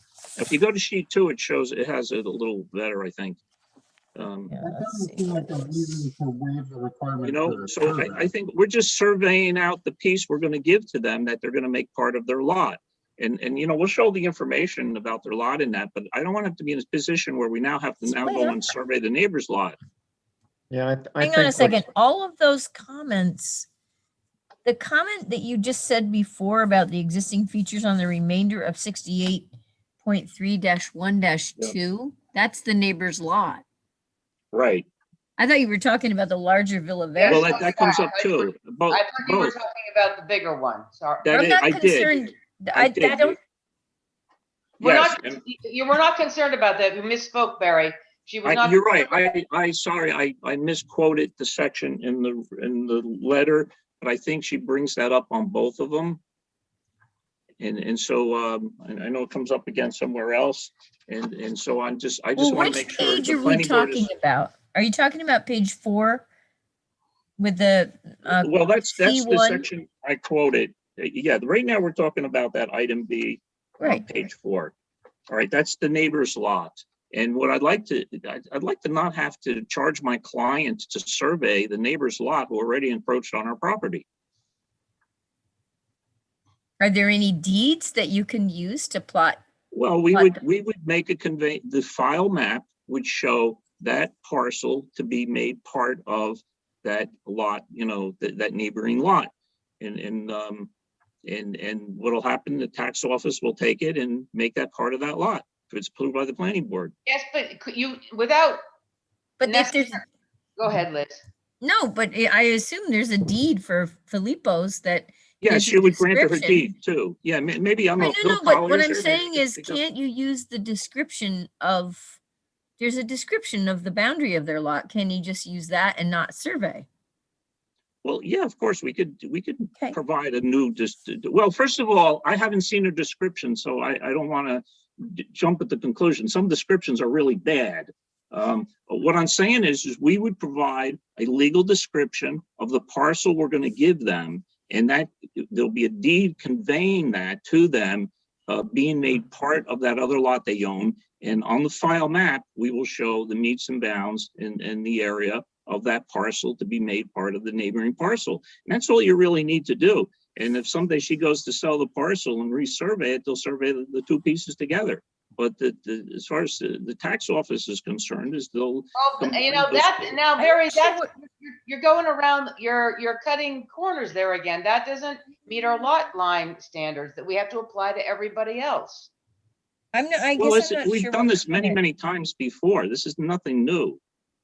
Life has changed. You know what? I also used to be able to do a double backflip, and I can't anymore. I guess I'm not sure what comment that you're concerned about, Barry. Yeah, I would like to see that too.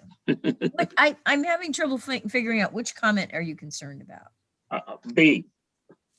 Are you talking about C1B on page 4 of 8? Yes. Okay. So show existing features on the remainder of parcel 68.3-1-2, such as the outlines of existing structures, driveway, parking, or other improvements or accessory structures. So that's the one you don't want to have to do. Yeah, I don't want to have to go out and we'd have to survey it. Okay, and you guys are sure there's no other encroachments? To end this, No, we surveyed these lots. These lots are now surveyed. And they've been, our surveyors went all the way around, and there are no other encroachments. There's just this decking area that they built. Why don't you do this? Why don't you, we'll wait and see what the lot line, I'm sure there's a map that comes in with it that shows the lot line to be deleted, the new lot line, and we can see if that has enough detailing on it, and we can go on with, we have not seen your lot line change map. Yeah, you're looking at it. If you have, Aaron, if I could just interject, there's an inset that shows that area blown up with lot line to be deleted. It's on the April 1st one, and it's a sheet 2. Go to sheet 2.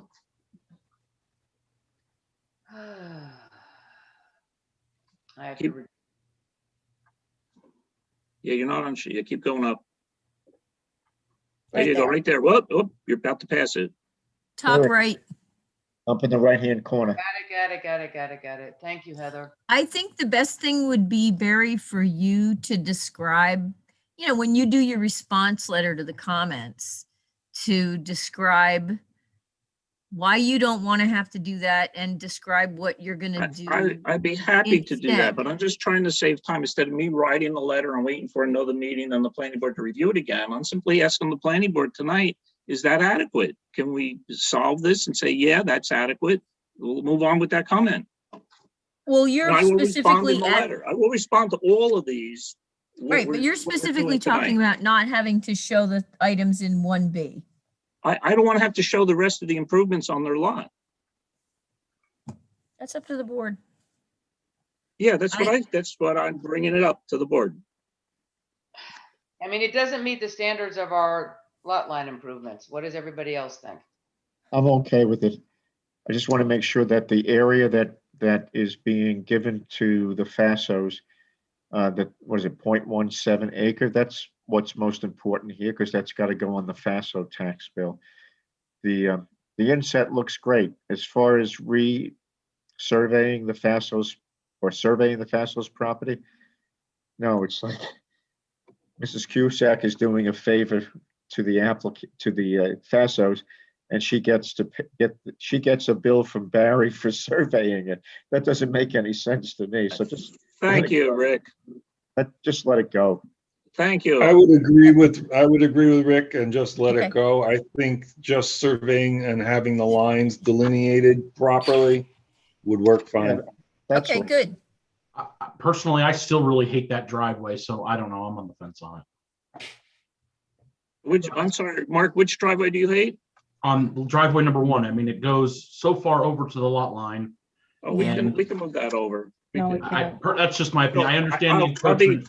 And Barry, I Right, so- understand the encroachment, and I agree with the encroachment, and I agree with that moving, but personally, I just really don't like lot number 1. That's just my opinion, but I'm just one vote. Okay, so just so you know, we designed that driveway before we realized how much land we had to give her for the encroachment. Okay, that makes a lot more sense now. That's, Okay. I don't think, I'm not going to speak for Mark, but that's not why we don't like lot number 1, the way it's designed. Right, and Rick, you're totally right, but Barry, that makes it a lot more clear now that you're saying the driveway was in there before the encroachment happened. I appreciate that. I'll go back to my comment about the shared driveways for 1 and 2 that Sam elucidated even more for 1 and 2 and 5 and 6. That would take care of a lot of argument on the part, I think, of a lot of board members.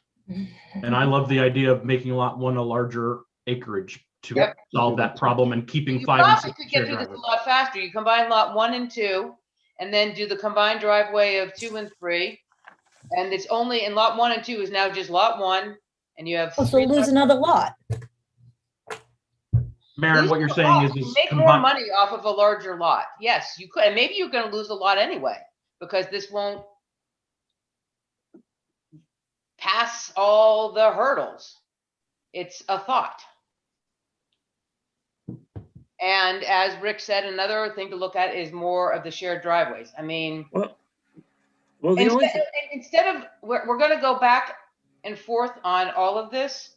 I think that's enough to bring this up to maybe where we could get to next meeting, maybe even vaguely attempting Maren, can we please go through the rest of this letter? I mean, we skipped 2 meetings now, and I'd like to resolve this so that when I respond, I can respond to everything here. Barry, I mean, I think another way to look at this is it's hard for us to tell you how to respond preemptively. Fill it out for you, Right. preemptively. Well, you know, I process- understand that, but there are some issues here that need the planning board's direction, and all I'm asking for is to. But what would potentially be more expeditious is for there to be a response. And if your response is, this requirement seems excessively burdensome and unnecessary for the following reasons, and those reasons are articulated, then ahead of the meeting, the planning board members could read through that response letter. And, you know, we may very well agree with that, but it's. Okay, so if I write that letter tomorrow, or let's say later this week, will I be on the next planning board meeting? Which is May 6th? No, but we could do it. We could just put you on a workshop. Yeah, another month away. We already, missed the last meeting. Can't we just spend the time now and go through the rest of this letter? No, because as Sam, say what you just said again, we're going to keep going through all of this, and we're not going to get to where you go. We can't give you answers. We only have like 1 or 2 more items to discuss here. All right. In response to prior comments about whether the proposed lots address subdivision design standards and the effects of the site's natural resources, provide a complete submittal, including grading plan provided to show proposed contours for all improvements, including reconfigured driveways, creation of lawns, yard areas, and drainage.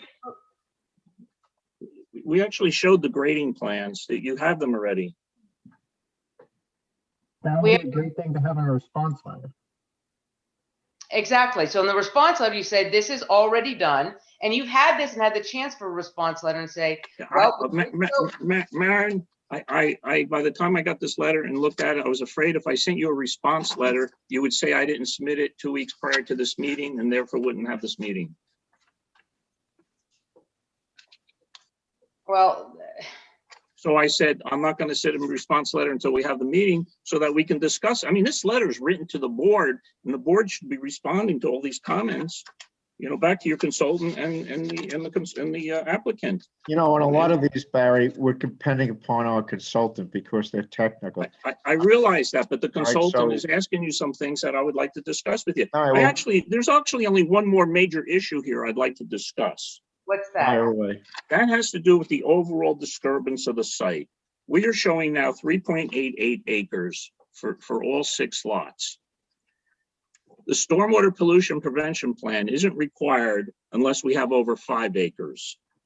This project is not going to get up to 5 acres of disturbance. And so the comment letter that, that Liz, keeps sending here, keeps going over and over. Well, you may have to do a SWIP, I think it's quite obvious that we're going to be way under the 5 acres, and we don't need to provide a SWIP. We just need to provide a detailed soil erosion and sediment control plan. And I just, like to get some acknowledgement of that. I think the point was to try to make sure that your grading is covering all of the limits of disturbance where you're going to need to grade. Did you look at the grading plans we submitted? We submitted grading plans. We did look at those, and I would agree, you are under the 5 acres. We were just stating that it's been kind of creeping up as the grading plans have come out and stuff. But yes, you are under the 5 acres, and as long as you're under the 5 acres, that is correct. A SWIP is not required. Okay, thank you. Anything else, Can Barry? can I bring up just one thing, Barry, on that? Not to like beat a dead horse, but so to speak. Going back to a prior conversation that we were having about the plans potentially changing, the 3.88 acres of disturbance is based on the plans as they are laid out now. If the buyers decide to increase the size of their house to each of them to 10,000 feet, that disturbance is going to go up, is it not? Yeah, but that's highly unlikely. I understand that. That's so we have to, I think, base this on what is probable. Okay, well, I'm just trying, I just want a clarification on the point of where the baseline on that number is at. And that's why the comment says grading for all areas, lawn areas, et cetera, things like that. Because most people are Maybe gonna that's want. also, maybe that's also why the conditions of approval have to say they'll be built, with the exception perhaps of the house, but maybe even that, they'll be built exactly as it is on the site plan that we're going to approve. And as far as the size of the house, we give a maximum size of the house. So we don't, I think the comment that was just made is spot on. And that's why we need to limit what's done here, given the sensitivity of the land. And that's a condition of the approval, that it has to be built exactly the way it's drawn. Not if somebody wakes up and decides they're gonna do something different with the driveway, or don't want to do it that way, or don't want to, whatever. Not gonna happen. This is not a onesie and twosie subdivision. This is a major subdivision. You can call it whatever you want to call it. It's a major subdivision with major impact on this land and on the road entrance and egress, and on the cutting and the filling with the driveways. So what we have here is the possibility of seven different homeowners deciding, if we don't limit it, deciding, well, I'm not going to follow that. I'm going to do something entirely different. And unless we say as a condition, you can't, you have to follow this, you could need a SWIP, but then what individual homeowner is going to do a SWIP because they decided they're not? So I think a SWIP is needed unless we have conditions that it's built as drawn. I would agree with that, Greg, because otherwise, you know, if you say the individual, you're close enough to it, and we can't do segmentation. We have to assume that all these houses are built, and we have to assume this entire project goes through, or you're doing segmentation. So as Patrick said, that brings it to the fact you don't have to get that much bigger of a couple houses before you should have done a SWIP.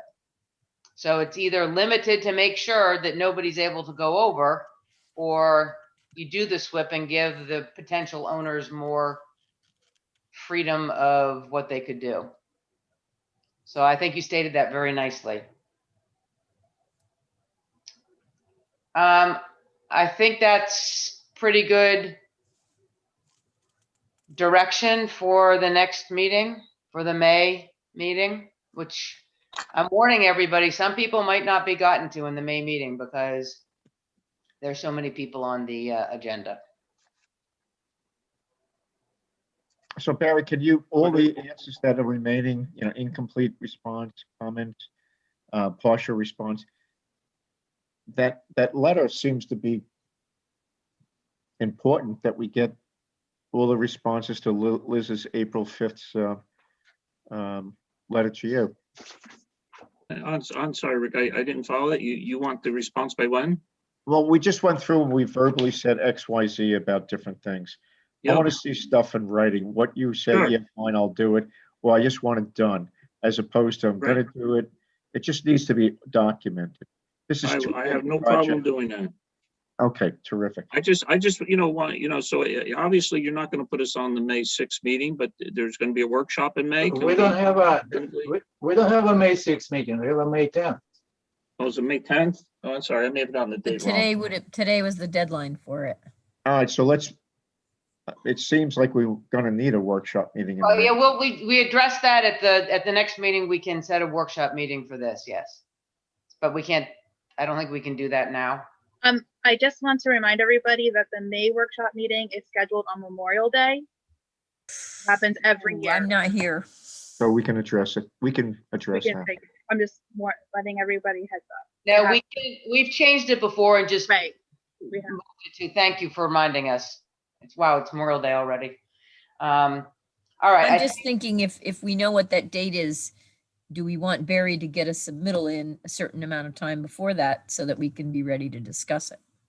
Yes, the submittal should be, let's just theoretically say if we do The Memorial Day meeting on Tuesday instead, Tuesday, the 25th, theoretically. Then the same 2 weeks, it should be in by 3:30 on the 10th, treating it like it's a regular meeting. Does that make sense to everybody? Hang on a second, I'm just looking at the. Oh, you're saying Tuesday, the 25th? It would be Tuesday the 1st, Lauren, because it's May Oh my God, 31st. Tuesday the 1st, I'm sorry, I'm looking at it wrong. Yeah, Tuesday the That's 1st. okay. Okay, yeah, that's why. And then Well, and Barry would get all his information in by 3:30 on the 10th, so it will be treated the same way as we would treat, it's just skewed by 2 weeks. All right, thank you. All right, thanks, So guys. if it's Tuesday, the 1st, the deadline would be, His deadline is gonna be the 10th. I'm sorry, I'm confused about our schedule. On the workshop, seems like on 24th of May. It's on the last The Monday last Monday's of already. every month. The last Monday of May Okay, is the so 30th. my calendar is 20. Okay, so the okay, so deadline it's would be, incorrect. Okay, so what would the deadline be, so Barry knows? The 10th, That's fine. That's plenty of time. the 10th at 3:30 in the afternoon, to be exact. Set your atomic clock. May 10th, okay. All right, the next one on our list is the Maybrook Walnut Creek saga. So I don't know if we poured it in Mary Lou for any of this, Brianna. Is this something you need Greg and I to stay on for? No, not at this juncture. Maybe at some point, but not at Okay. this. You guys can go have a good evening. All right, well, Good thank evening. you all for Thank all you, that you guys. do. Thank thanks, you guys. very much. Good see night. you, Liz. Good night.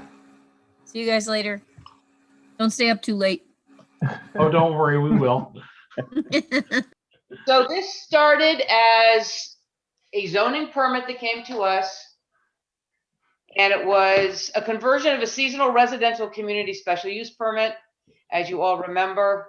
So you're changing the Maybrook lodges there into a year-round residential use as a mix of single-family, two-family dwellings, and some would be single, two, and some would be a multifamily. So for the multifamily, 140-26, multifamily residential uses, special use permit, major subdivision approvals required, as proposed unit 7 is changing from a transient use to 6 single-family units and is therefore a new multifamily dwelling. That's how it all started. Then Mike reached out to the applicant and said, maybe you would like to do a EEO. So, and he asked the applicant, what would be your biggest go-to to do a EEO? And they came up, so they came first for 17 units. We had said they could probably do less than that because of constraints on the land, because it's in the flood district and the aquifer protection overlay district. And so they went, and now it's at 24 units. I mean, doing the EEO, the town board moves on to seeker because you have to do seeker because this is a legislative act. There was an email thread that you all saw where I was questioning, are we ready for seeker yet? Is it time for seeker yet? Do they have enough information? Mike and Mary Lou felt that they did have enough information. This is just so you have, this is in your file if you want to look at the email exchange through everybody. We received a letter from them saying, what are we going to do? This is the letter of, you all have hopefully seen this. There was the 17 units. Here's what they were going to go through and do. That changed when it went to the EEO. and they altered somewhat what their plan was. We got a short environmental assessment form that had to be switched to a full environmental assessment form for seeker. This was the project as it came to us originally. The hatched line, that is the 100-yard setback from the named stream. So unit number 1 is within the 100-yard setback, and unit number 2, which they're removing because it's not in very good shape, would have also been. Then they were adding some structures, I believe number 8, that was existing. The only new structures here were number 10, 2 new duplex apartments. Number 9 was getting rid of the swimming pool. So that's what we looked at first.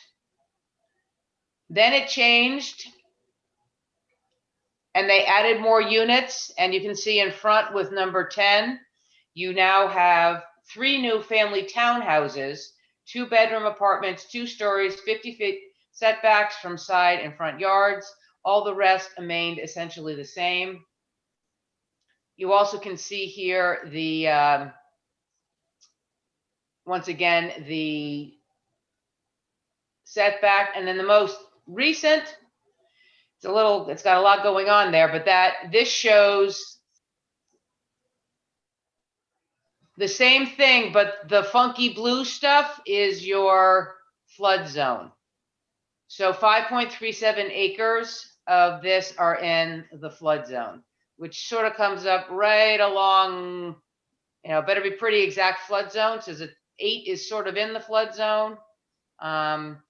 And then it curves around. So that's sort of the lay of the land of all of this. The town board is asked to be lead agent on this for seeker. This is the letter that if we consent to lead agency. And this sort of goes through some of the issues that people are somewhat familiar with. That's my sort of going through all of this. I think maybe Sam, you have some very good points that you came up with this, because we need to write a letter to them saying, what do we think of this? And do we see environmental constraints we're concerned with? What do we think of the process? What do we think of, does it work? Does it not work? And I put together some comments from Zorian, Rick, and Sam here. So Sam, why don't you maybe go through the first part that you go through here? Sure, thanks, Maureen. So when this got referred to us, the first thing I did was just go back and reread the section of chapter 140 about the EEO districts, and just trying to get a sense of how to think about commenting. I started just with exemptions. So basically the EEO overlay district is permitted in basically all zonings in the town, but there are a few exceptions from where it's permitted. And when I was just reading those, it jumped out at me, perhaps because I'm a farmer, that there might be some conflicts with, sorry, I'm just trying to pull up the language. I can't find it.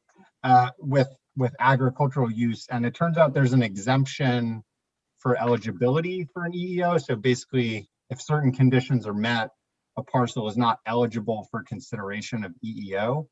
And basically what those conditions were, one was if it's in the ag district and it's being actively farmed, then it's not eligible, which did not seem to apply to this parcel.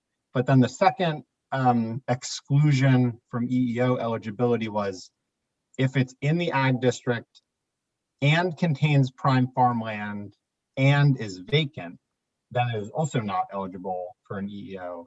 And that one to me seems like it exactly matches this parcel. So this parcel does contain prime agricultural soils. I think it's about 3 or 4 acres down in the flood area. It is in the county agricultural district, and it is also vacant. So my just straightforward reading in preparation of, reviewing with the intention of commenting, just the first thing I got to is that this parcel is not eligible for an EEO. So I kind of stopped my review at that point because it seemed like a very clear-cut situation that the parcel is just not eligible. So that's what I feel we should comment back to the town board, is just please recheck the eligibility. I'd throw in also, ducks were being raised there. Ducks are farm animals too before. So it actually, until it was sold, it was somewhat of an active farm. So that hits number one. Right. If it is not vacant, then it would default to the previous use, which was active agriculture, in which case it would be in the ag district and used for farming. So the next point that I had was we need a determination of ranking of overlays. So this is in a flood district and the aquifer protection district. As I have always interpreted the overlay districts, it all applies. It's like a sandwich. You have the bread, the lettuce, and the meat, and all of those you're eating in the sandwich. So, because if you are part of their lands are in the flood district, that's not where the buildings are, but they lose density because you can only have one single family or one dwelling per 2 acres. So what is an allowable amount of density, and all the other strictures that could be with the aquifer protection overlay and the flood district overlay are sort of being abdicated here by doing the EEO. Like the EEO gets to do what it wants and overlays don't count anymore. So that's another thing that I think we need written determination by Mary Lou or case law to see how one really interprets this. The density issue I mentioned there, so you have that 5.5 acres of flood district land. You get 1 per 2 acres plus 1 residential per acre for a B, that's 9. You have 2 to 3 and then 2 for multifamily. You could get 13 units was what we were sort of looking at originally. And now we're at 24, but which looks like the key thing is what Sam said. It looks like this isn't even allowed, period. But if it is allowed, do we not use any of the rules that we have that everybody else uses in a flood district in an EEO? That's unclear. And then the last was what Zorian and Rick said. And I don't know if Zorian or you or Rick, you want to do this. Rick, go ahead, Rick. I said this. Rick. This was taken from the letter that you sent to the town board. I'll go through it, but basically the code enforcement had already zoned this as a multifamily dwelling and seasonal conversion.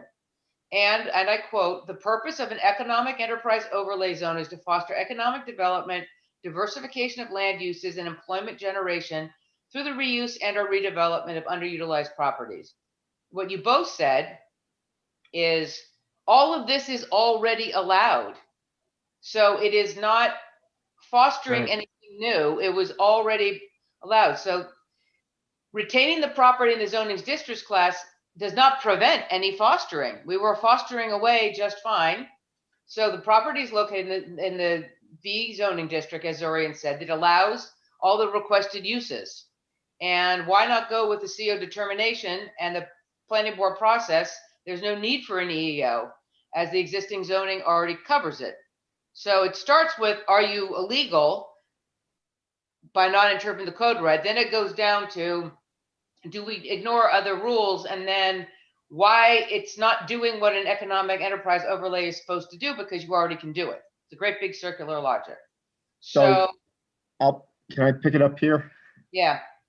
I do remember writing that.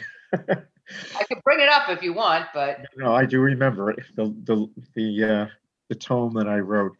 So I think our response should go something along the lines of the following. Start with gee, by our own code, EEO, this appears not to be quote unquote legal because of what Sam mentioned in point number 1 about the agricultural area. So that's number 1. Number 2,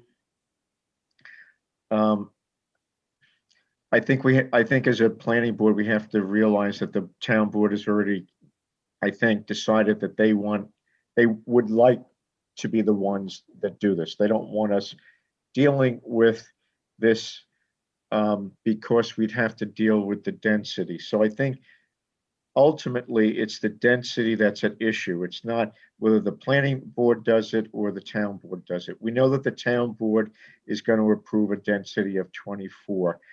And I would just suggest the following about density, having thought about it. Maren, I don't see it as you see it, as individual parcels. I see it as one whole parcel. I also don't agree with getting rid of that house that's in the floodplain. It's an existing house. And by the way, that part of that floodplain is a swift drop off. So if the river floods, it's never going to come all the way up that cliff, if you would. If it does, we're all going to need rowboats. So I look at the 15.7 acres or 15.3? Which is it? 15.3. 15.3. I look at that, and for that B zone, I look at it as a B zone, and I simply say what it's allowed 1.5 units per acre. No, it's only allowed No, one per why acre you- because they don't have a septic system. Oh, okay, it's allowed 1 per acre. So 15 acres, I would take the whole 15 acres, that's 15. And you Oh. ignore the flood district. Yeah, I would ignore the flood district. But would I give don't it- know if it's not really, that's more of interpretation for the legal. I mean, I can go with what you're Well, I saying. think that, again, I think that's why the town board, once you begin to say the planning board is not able to interpret and come up with a different density, then that's where the town board, and remember, the town board does have the ability to make it an EEO, except that by its own law, it seems to be illegal, but they're trying to create some rental property. What's there right now is a disaster. What's there right now is there, whether it's in a floodplain or not. We also of course, need to acknowledge that there appears to be water problems and septic problems. So whatever is done, those major 2 items have to be resolved. But it goes back to the density. And, in the letter that I wrote them about a month ago, I suggested, the density is what it is, and the planning board, I don't think, has the ability to interpret it. And again, I think that's why the town board wants to handle it as an EEO, because they do have the ability of saying, on this one point of density, we're going to allow the 24. But of course, we need to point out they have to come up with a solution for the water and the septic. Now that's actually going to be under our. No, it's not. No, Well, then I don't see why not. we just do a site plan review. Well, that site plan review includes is this water and septic. They're going to have to, we would need reassurances of that. So in their seeker determination, won't they have to do a seeker that requires the applicant to come up with the answers to the water and the septic? It's available or it's not available.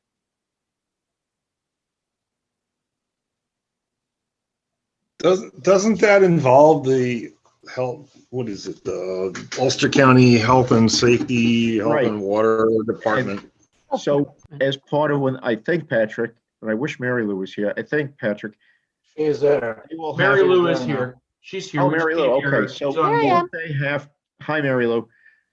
Won't they have to resolve the question of septic and water when they do the seeker?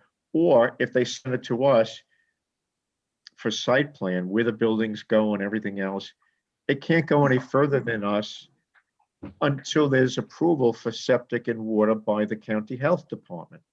So it's an either or. Yeah, I think that initially whoever is lead agent would look at it to some extent in seeker. In the event that the town board was willing after public hearings to form the EEO, then it's going to come back to you for your review, and you would look at that, and definitely health department approval would be needed.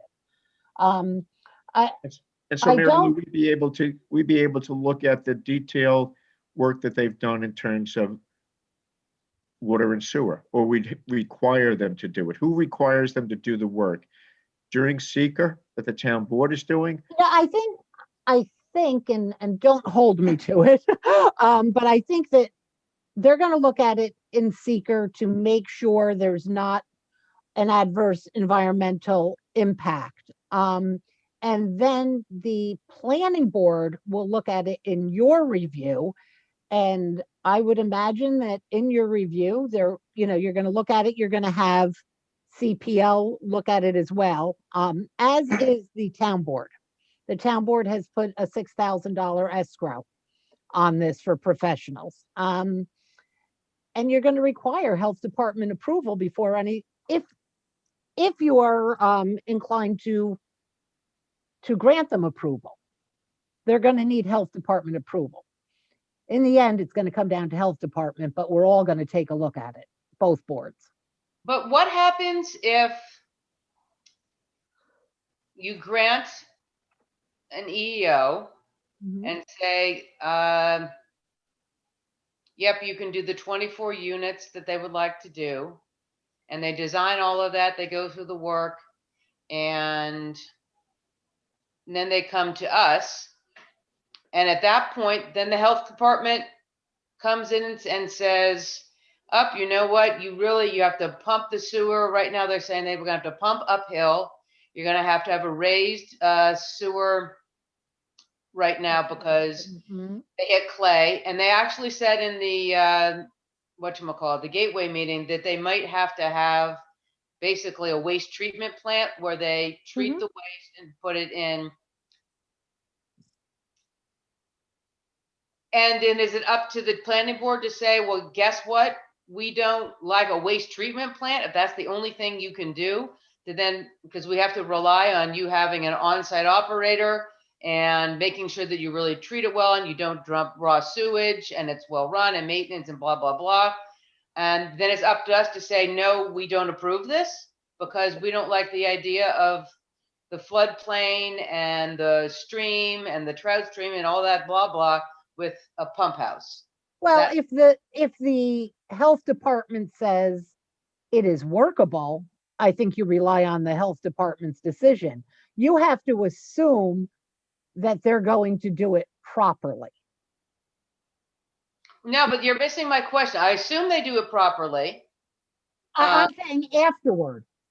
Right. So after it's approved, you're saying, well, they have to get an operator, et cetera, et cetera. Right, but no, even to get it approved, if the only solution, I'm making this hypothetical, is that you can't, the only way they do is basically it has to be above ground in a barn, in a building, which is what they said in the gateway meeting. They might have to build a total building that processes sewage just like you'd have in a big city. And then that gets cleaned up and they put it in the stream. Are we able, and the health department says, yep, that's the only way you can do it. A raised septic doesn't work and you clearly can't dig because you've been having problems. Or do we have the ability to say, no, for the health, safety, and welfare of our people, we don't want the risk? If you have a good basis for that, I'm assuming the health department's going to make, that's their job as well. You just have to be able to support whatever you do. So Mary Lou, you're saying that if the health department decides that this is a good thing, that we should go with their recommendation because they're the expert in that field? Well, they're the ones who have to approve whatever system is put in there. I see what you're saying. Okay. So another version of that hypothetical is if you're in an AP overlay and the AP overlay prohibits waste treatment facilities, but that waste treatment facility that is prohibited by the AP overlay is required in order to have the density that's approved in an EEO, and that waste treatment facility is approved by the health department, then you have conflicting regulations where you have a health department permit, you have an EEO allowance for density, but then you have an AP overlay saying no waste treatment facility. And in which case you probably need a zoning And then we would, determination. They have to go show that hardship to the zoning board that the health department says. they would this need a is the way variance to do from it. like the AP overlay. Yeah, So, and that sort of answers Maureen's question about how do the different overlays interact with each other. It sounds like they would all be equal. and we have to see, you know, I have no idea what, if anything, the town board will do with this. So Sam, you bring up a good point. I missed that. You're saying that, you know, our AP overlay rules, that's aquifer protection. Mhm. You're not allowed to have a package plant? I didn't actually cross-check that, so I don't want to be taken. was a as if that's hypothetical. gospel, But I hypothetically, believe- potentially, bel- yes. I believe that is true, that the AP overlay district does prevent certain types of uses. But again, like, is a waste treatment plant as a usage different than a waste treatment plant that is, you know, just used for a private, like, I don't know. I mean, I don't want to get down a whole chain of hypotheticals. You know, again, for me, it does go back to this. My primary comment, and frankly, if it was just me, the only comment that I would make at this point to the town board is we read the EEO law. The EEO law specifically exempts certain parcels according to a definition. This parcel meets the definition of parcels that are ineligible for EEO. Therefore, we think the planning board, I mean, the town board rather, should reconsider whether they want to move forward on that basis. You know, and to me, it's a clear cut, totally black and white. They can't move forward because the law specifically says you can't. Yeah, you know what? I just don't feel like there's actually anything else to say at this point. Yeah, I agree with you. I agree with Sam. I agree with that. I think we should It write that. does say make the EEO only for a portion of that property. Sam, you They said all can't, that. it has to, the EEO law also requires that it be for the entirety of the Be parcel. in the entire property? Okay, maybe they'll It's a sell. logical, don't it's a know. logical Yep. bind. But- I mean, Rick, when you were speaking before, I kind of got the impression, and I don't want to put words into your mouth. You may have just been saying it differently than I interpreted it, but I get the impression that maybe members and of the board, members of the public think that the town board is all ready to get going and approve, you know, the 24 units. I don't think that's the case at all. I think it's just, hey, they've asked for us to do an EEO so they can change the density. We will look into it. I don't think they're anywhere near a conclusion one way or another. So I don't know if that's what you meant, Rick, but I just want to make that clear to this board. Okay, you know, maybe I did say that or emphasize that. I kind of assume that this discussion of density is what drove it to a possibility of an EEO. Yeah, but I think. Oh, I think that may very well be what drove it to that, but I don't think that, you know, Whether they're ready for they it or put in the not. application, whether that's going to be approved or not, I think that's. Yeah, if that's what I said, you know, who knows? There's 5 people there and they all have their own opinions. So Right. And I don't know that anyone's, you know, ready to say one way or another. But from practical point of view, I think it's going toward the direction because the applicant indicates that if it's less than 24, it's not financially suitable for them. Which is why. And they're another looking for an point, I EEO. understand when I be read the case, but- EEO, and I read the EEO, town board can overrule any, eventually any planning board decision. No, I disagree with that. But I think that, Well, it does This say, is it why does they're give them applying. leeway. the fact that they're applying does not mean they're going to be granted that. And it may be that they abandon the project because they say, we have to do 24 and the town board says we can't, you know, we don't think that's a good thing. Or the town board might say this is a great thing. I don't know. So Mary But Lou, do you know anyway- why are they asking to take the lead agency on this then? What is their request? What is the valid reason for That's the request? pretty typical. I think they took the lead agency, although I'm not positive, in the last EEO we had on Lucas Avenue. You know, anybody can be the lead agency. They're the first department that has to make a decision. So, and the first thing you have to do is start the seeker ball rolling. So I think you guys are qualified to do it. I think they're very qualified to do it. But anyway, I'm glad you said that because I texted Maren. I didn't know you guys were going to have such a long first application, but I'm on vacation and I had dinner reservations for 9 because I figured that would give me plenty of time. And so we're going to be a few minutes late for them as it is, but I just wanted to talk about seeker. So, you know, so they've written to you, they want to be lead agent. They want to get started on it. You can say, no, we want to be lead agent. If that's the case, either you guys can agree, or if you can't agree, the Department of Environmental Conservation, the commissioner will decide. I mean, Maren, just my opinion, we have a lot going on. If they truly do want it, and this is something they've done in the past with other EEOs, I guess, well, it goes back to Sam's point. Maybe it's not even allowed, so maybe I should just stop talking. Well, I mean, you know, seeker's one part of it. Mary Lou, could I ask a question about, And yeah, give them your whatever recommendations you So- have, including Sam's, but I just want to talk to you quickly about the seeker. You know, whatever decision you make. You guys do seeker all the time. We have a board that has B, who was on ZBA, and Erin, who is on ZBA. ZBA doesn't do seeker at all to the extent that the planning board does, but they're familiar with it. And we've got Mike, who I think you all know, those of you who are on the board with him know he knows it's like a hobby.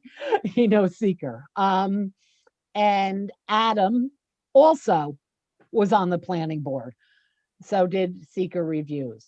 You guys do seeker reviews. I mean, I think you're all qualified. Just know that if you guys between the two boards can't decide, I'm stepping back for this portion because I will have a conflict of interest, obviously. So what I'll do is I'll recommend that each board get its own attorney to make their argument as to why they should be lead agent to the DEC. so Mary Lou, if in the process of doing Okay. the EEO, Yes. the applicant wants 24, a density of 24, for the board to say yes to 24, do they have to know at that time they say yes, that there's water and sewer? Or they just say yes to the 24, bump it to the planning board and tell the planning board, you guys figure out with the Department of Health whether there's septic and water? Well, that's going to be found out in the seeker process. And, you know, if they can't provide us that there's adequate water and sewer options at the beginning, then it might have to go to an environmental impact statement to review it more completely. But I think that it's something that should be addressed in seeker. It's a big deal for this property. So it has to be addressed by the town board. Or who, and don't forget, it's a coordinated review. You guys can comment on seeker throughout. And whatever's presented will get sent to you as well. All right, So that's just saying, here's an agency, whoever it is, be it you or be it them, that's in charge of the environmental review, because somebody's got to be the leader. We can't, rather than have everybody do it independently. But it's a coordinated review, which means you guys, the DEC will probably have to issue permits, the Ulster County Health Department, all agencies become involved in this to the extent that they want to. And I think you would want to be very involved. So maybe to, Maren, to go back to square one, where Sam started off, maybe one of the responses ought to be, and Mary Lou, you didn't hear this, but Do you want me to get up now and go to dinner and then we can discuss it? Sam pointed out that in the EEO and the town's EEO, it doesn't even seem that this property qualifies given its agricultural status. Sam, you want to? Well, the soils, I would look, I can look at the They are soil prime thing. soils. I'm not, I've looked it up. There's prime soils down by the creek there. I mean, it straightforwardly meets all three conditions. It's vacant by the applicant's own description and by the plain fact of its vacancy. It's in the ag district and it contains prime soils. Like it's uncomplicated to my eyes, at least. And okay, looked- I haven't mean, I looked looked into it the up. prime soil, so Yeah, I and I believe you. don't think Sam. the town board has either, and I don't think the applicant has, but I did. So that's, And- bring it up, absolutely, and maybe they'll look and say, okay, never mind. Yeah. You know, I have no problem with that. That's why it gets sent to you guys, you Right, know? yeah. And I feel like that's really the only comment we need to make at this point. All right, I'm gonna go. Is that your Um, real background or a fake background? No, right there? that's the Hudson. You don't want to Oh. see my real background right now because I am on a beachfront property in Cape Cod under a full moon and it is gorgeous. Have a So great dinner. thank you. There's got to be some seafood out there that for me, right? Just waiting. All right, guys. Thanks for I'm going to coming. sign off if you don't have anything else. Oh, thank you. All right. Enjoy dinner. Thank you. Have a I'm good going dinner, to yeah. do my best, which won't be hard. Take care, guys. So you know what? I'll take back some of the things I said about how we should respond. I think we should start off simply with what Sam mentioned doesn't even qualify. That's what I said. That's why I had it done. Number one is you need a determination if it's even legal, and the only things you bring up very quietly after that, a determination of the ranking of the overlays. Do they all still qualify? And just a mention of it was already zoned by the code enforcement as something that can be done already, so it doesn't need to be taken out because it already can be done. It already Right. could be done perhaps at your density also, even with us. It doesn't need an EEO for that, Rick. None of that Yep. is needed in an EEO. And so the other thing we need to decide is, do I spend the rest of my life going through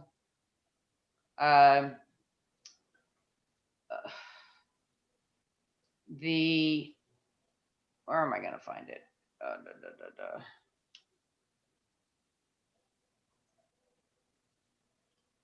You know, at some point, this means if we either ask to be lead agency or we have to go through this almost like we're lead agency and come up with our own conclusions no matter what. Well, we're not there. We're not there yet. Let's just send them a letter. Okay, but I'm just warning you because and they did ask for commentary on this beforehand, so we can just send them the letter saying that we don't think it's possible and let them be lead agency. Yeah, I mean, I think we should let them be the lead agency. I think we should notify them that we don't think that EEO is an option, and if they want to be That's lead. separate. We have two things to do. One is let them be lead agency, and one is give our comments. I think both. So I will write the comment letter. Everybody can look at it. We can say that yes, they get to be lead agency, but unless being lead agency, we'll see how coordinated it really ends up if they end up doing it, because you have a lot of stuff here that I think they will say things that could be different than we would say.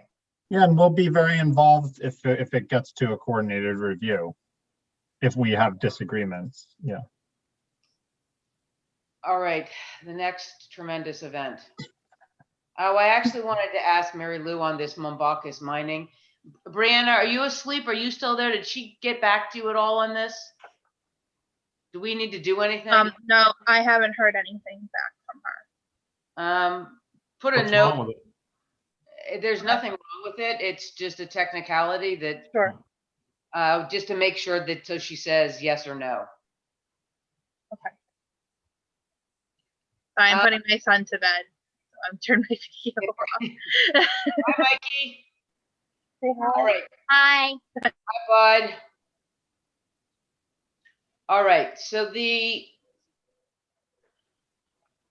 course of events here is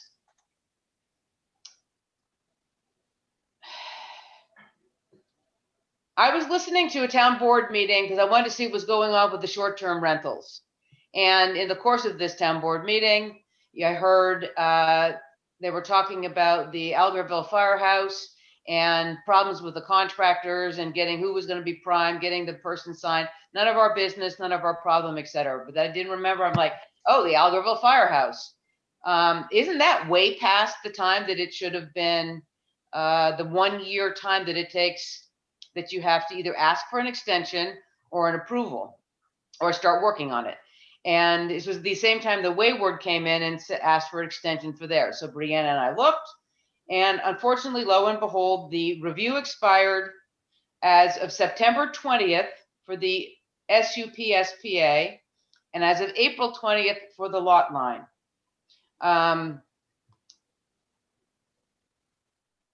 So we got a letter back. I'm going to go in I think in 2 seconds. I don't know if we can hear this. Can you guys hear it? No. I can see it, but not hear it. see. All right, so I'm going to say this. If you guys want to go back and hear the town board's response to all of this, it's the April 15th special meeting. It would be nice if everybody did. It starts at 6:32, where they explain that, or Mike explains that it fell through the cracks and didn't get noticed and didn't get refiled, which really stinks, basically.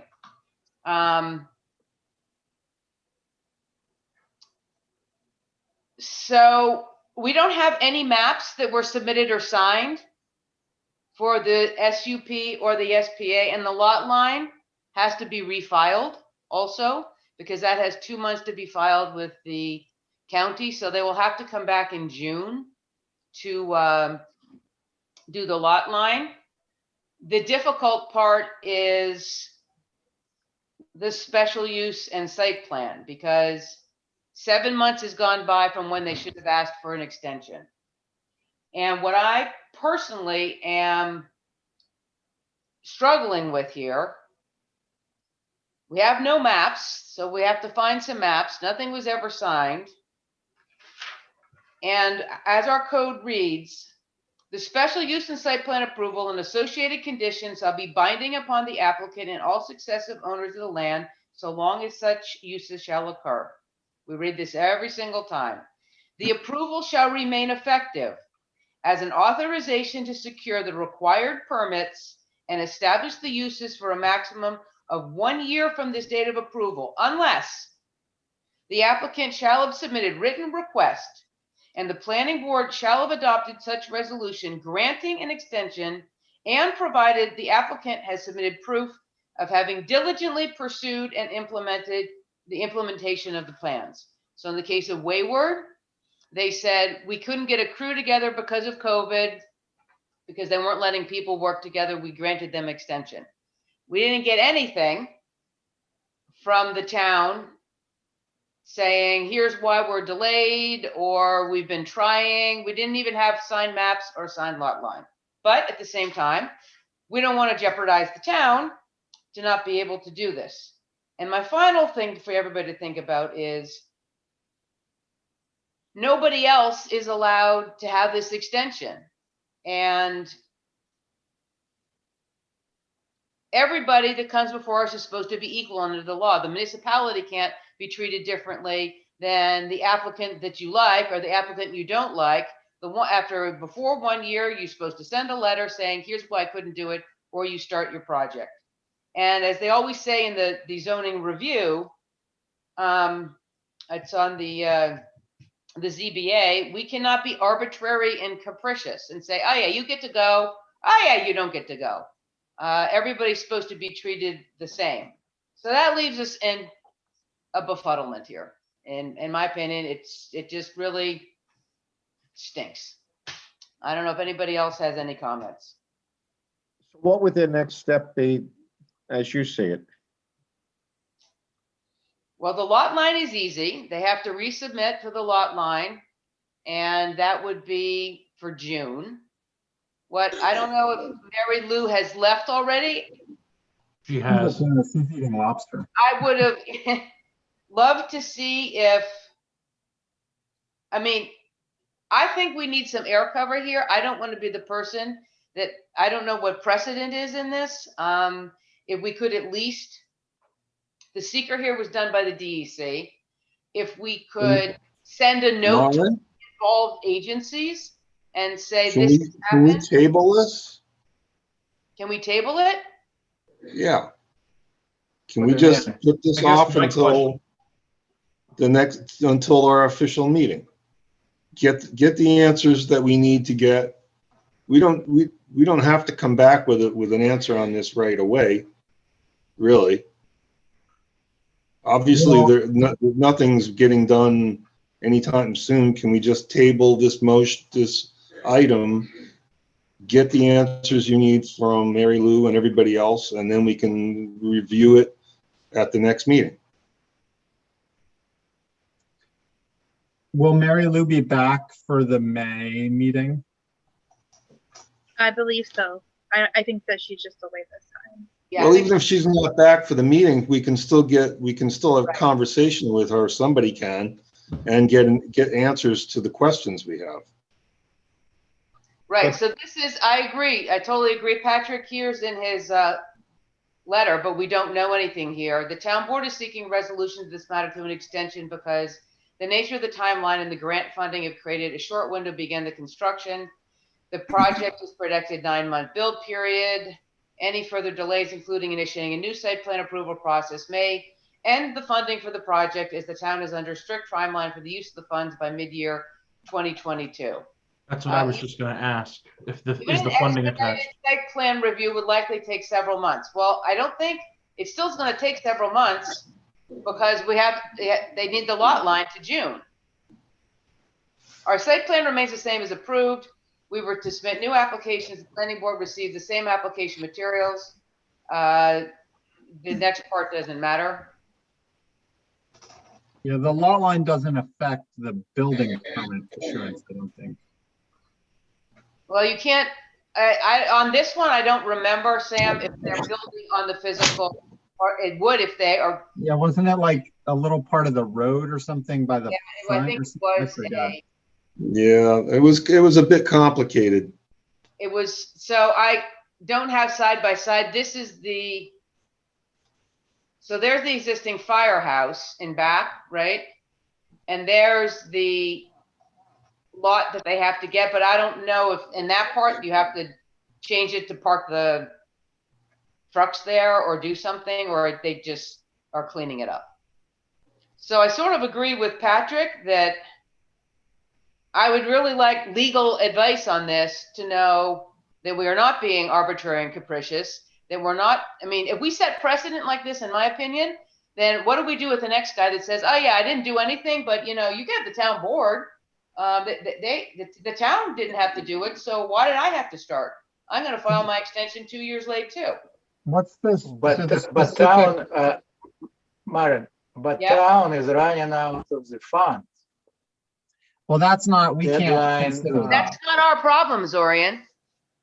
But are what we Okay. saying, Martin, is what you and Patrick are saying is we asked Mary Lou like a specific question, like, do we have the authority here to offer an extension in this circumstance? And then we put it on the May, whatever date it is in May agenda, and make a decision at that point just with the advice of counsel, basically.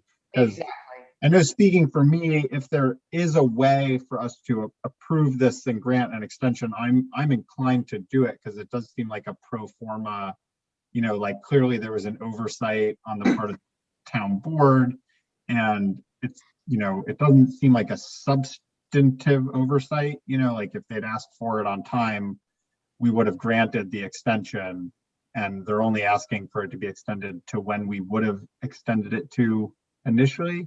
So if there is a way for us to do that without running afoul of our own law or setting some sort of problematic precedent for ourselves, I would be inclined to. So that's the proposal from Patrick, as we just ask that question to Mary Lou, either in a letter or at the next meeting, so that we have clear guidance.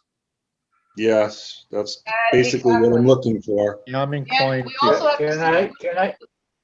Yeah. I'm inclined to agree with. So the extension would be from now times of from the time that it expired.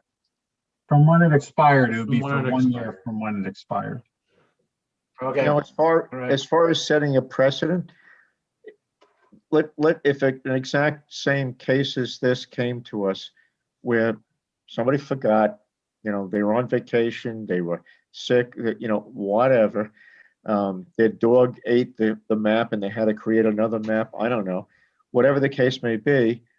And there was absolutely no change to the plans, nothing. It was just a paperwork snafu of some sort. Yeah, my sense would be the precedent would be, yeah, I would grant them an extension also. So I think in this case, there's no foul on the part of the town, and we should grant the extension. They messed up their paperwork. I would not want to see the people of the town of Rochester lose out on these funds, which will create an expansion of that firehouse that will become very important should we ever again need to have a place for emergency Shelter. use during a flood or some other natural disaster. So let's just approach Mary Lou and say, hey, barring some craziness down the road, wouldn't we extend the same courtesy to anybody? And I don't know, Rick, that when it's 7 months later, that starts, if it's a well, the couple. fact that it's 7 months tells me that they just got turned around and completely. Right, and if you read the letter, it also says, COVID hit 10 days after this approval. I think that there was a lot of bigger problems going on than getting this. Yeah, in I was time. gonna bring I up agree. COVID as well. Yeah. Yeah. I think there's no fault. Everything got distracted with the COVID.